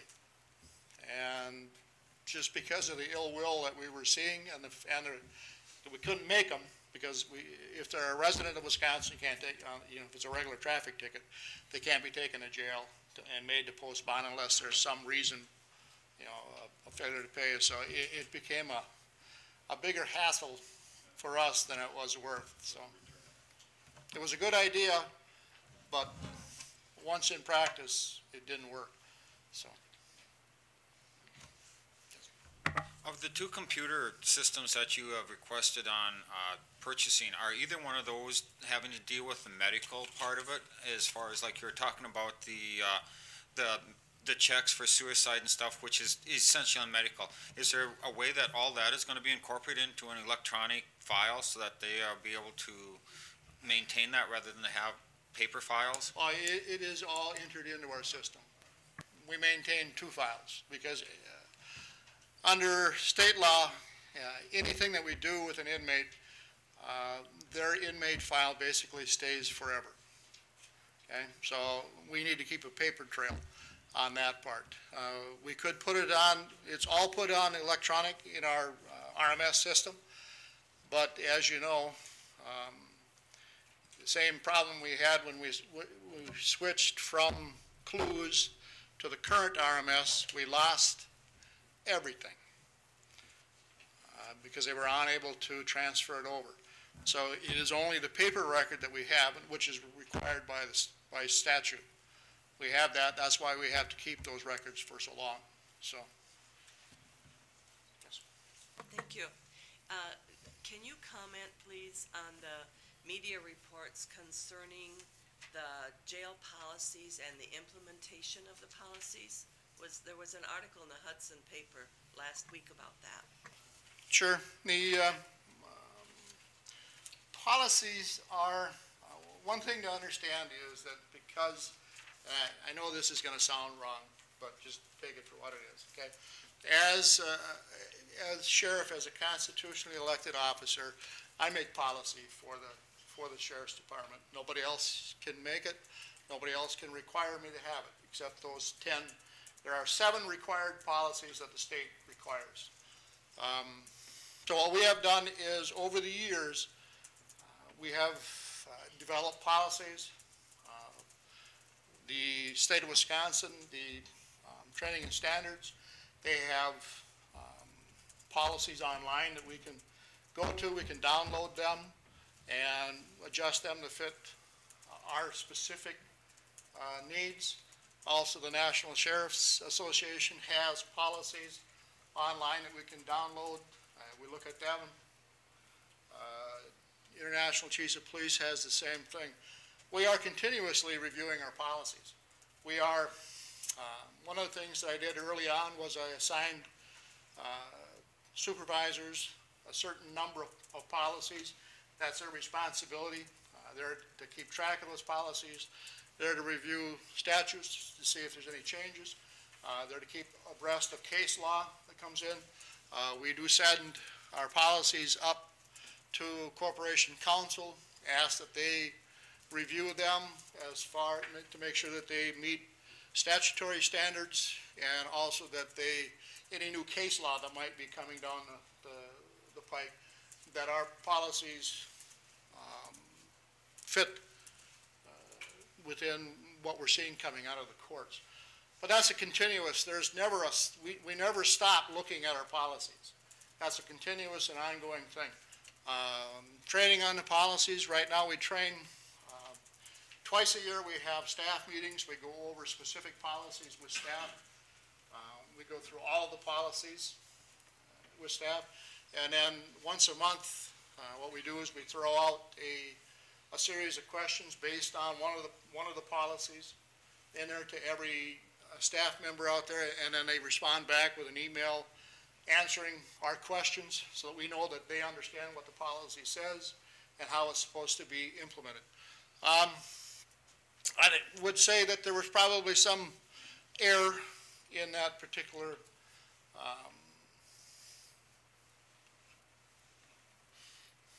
article, but that's those things happen. So we, as sheriff, I've stood up here I don't know how many times. I've always taken responsibility for it. They're my policies. I don't blame anybody else for it. I have anything that happens, unfortunately, in the jail, as Charlie found out a few times, you know, it rolls uphill for some reason in the sheriff's office. So it is what it is. We're doing as much as we can to try to prevent anything from happening again.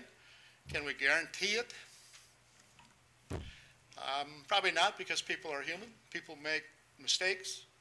The unfortunate part is that if you're working in a factory or you're doing something else and you make a mistake, they just throw the parts away. If you're working in law enforcement and you make a mistake, the stuff hits the fan. That's the way it is. But we do, you know, we have never taken anything lightly. We have worked diligently. You know, John, when he became chief deputy, I basically instructed him, I wanted him to spend at least close to half his time in the jail, so he get to familiarize himself with the jail, familiarize himself with the policies, know what the nuances are within the jail. So you know, stuff happens. No matter if we're driving down the road or whatever, that car can come from a blind side that you just can't prepare for, just as it is sometimes within law enforcement. Things that you think you have prepared for, you think that you have trained well on, you think that you have spoken enough with staff so that they understand everything. But we're dealing with human beings. We're dealing with individual personalities. You know, we do psychological tests on everybody that we hire. We do backgrounds on everybody we hire. But every once in a while,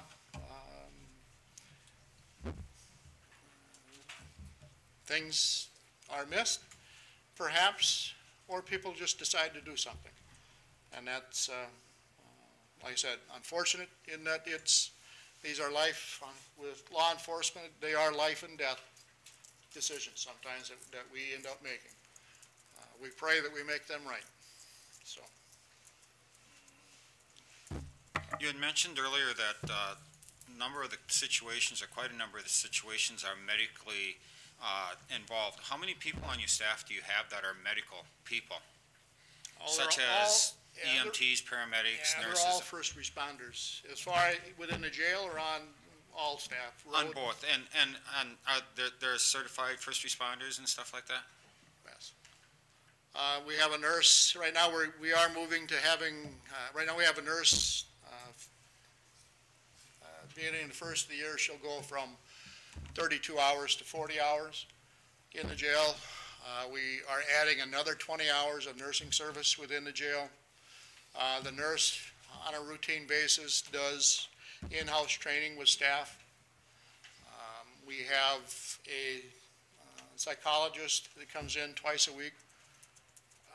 We do training on med distributions, identifying that. So it is a constant and continuous. Do we have paramedics? Nope. Do we have EMTs? There might be 2 that work. So.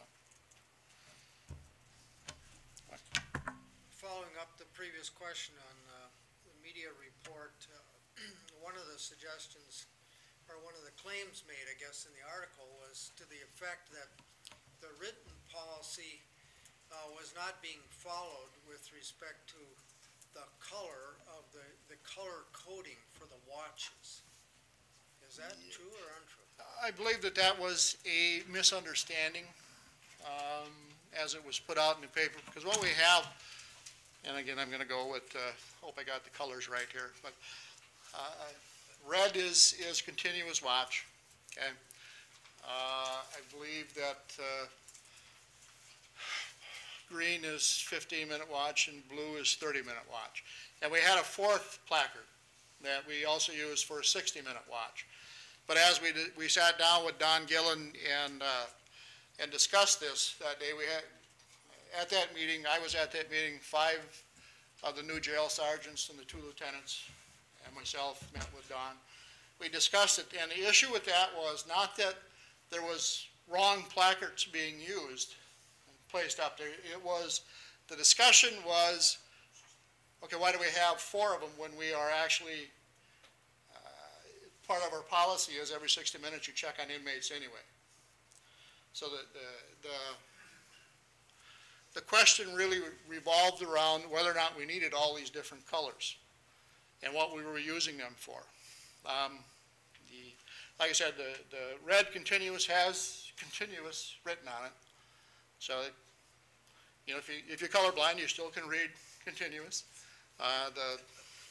The blue one or the green one has 15 minutes written on it in bold letters. So even if you're still going to read, you're going to say it's 15 minutes. So there's no, and Don never observed a error in that. It was within that discussion in that room where we had discussion on how we were using those placards, when we were using them, and whether or not we really needed to have 4 of those.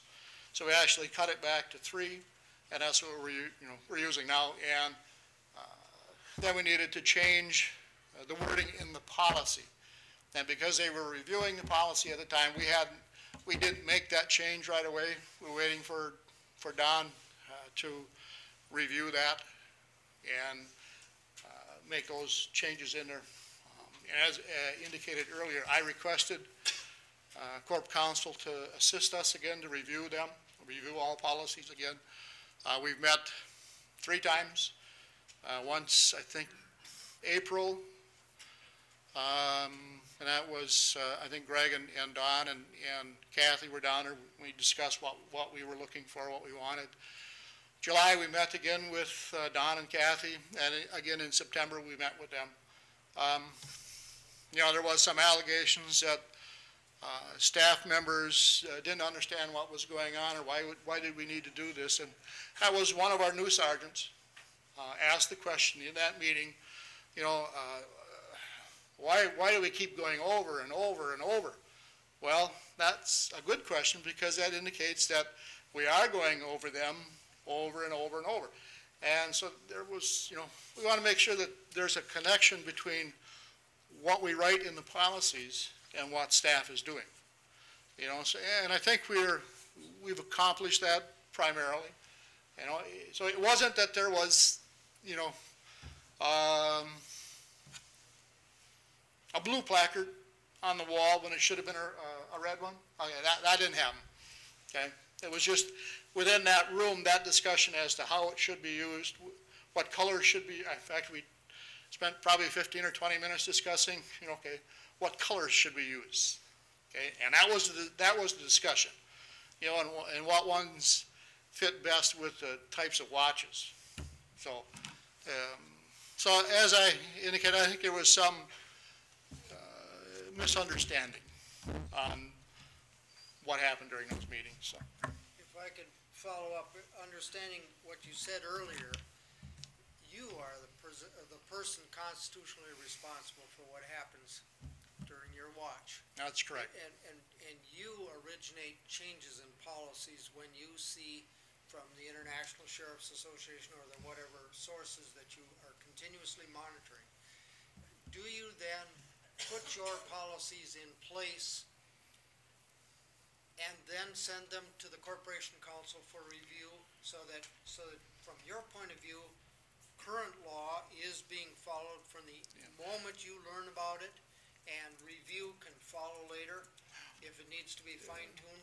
What I will typically... Or do you wait to implement? No, what I will typically do when I see that something comes down, that I will immediately send out an email addressed to not only supervisors but also the staff, telling them that there is a change in this and this is the way that I want it done.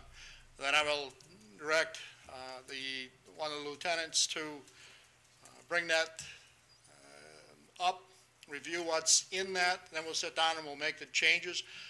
Before we make it official with all of the staff, we'll usually send it up to Corporate Council to be reviewed, which is what we're doing now. Previously, we were using Ray Pollan to review our policies. We had hired, if you remember, we did hire Ray to, yep, and so we have, Ray and I actually have spoken many times over the past years. We'll send him information, questions, and he'll respond. We usually include Greg in on that so that he's aware of what's going on. And now that Corp Council has agreed to take on the responsibility of reviewing our policies, now we're going through Corp Council. So. Thank you for your explanation. One of the concerns I had when I read a letter from WMIC, our insurance carrier, concerning a potential increase in our liability premiums, was the comment they made that they didn't feel that our jail policies were either up, I don't have it in front of me, so I apologize, but they either weren't up to date or weren't implemented, or they had some concerns about our policies. Can you speak to that, please? I think the concern was not that the policies were up to date, but that staff were not specifically following what the policies said. And I think we have addressed that over and over and over again. And not only what the wording is, but what the intent of it is and what we expect. So. Thank you for that. And I would follow up with a question about how will WMIC be informed that the problems that they apparently have seen are being corrected?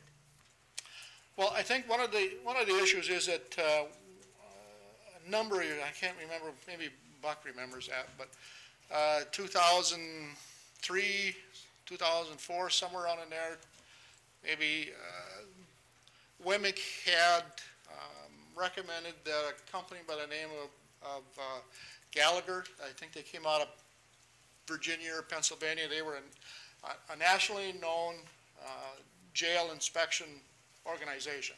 They would come into a jail, they'd inspect it, they'd review all the policies, they'd make recommendations.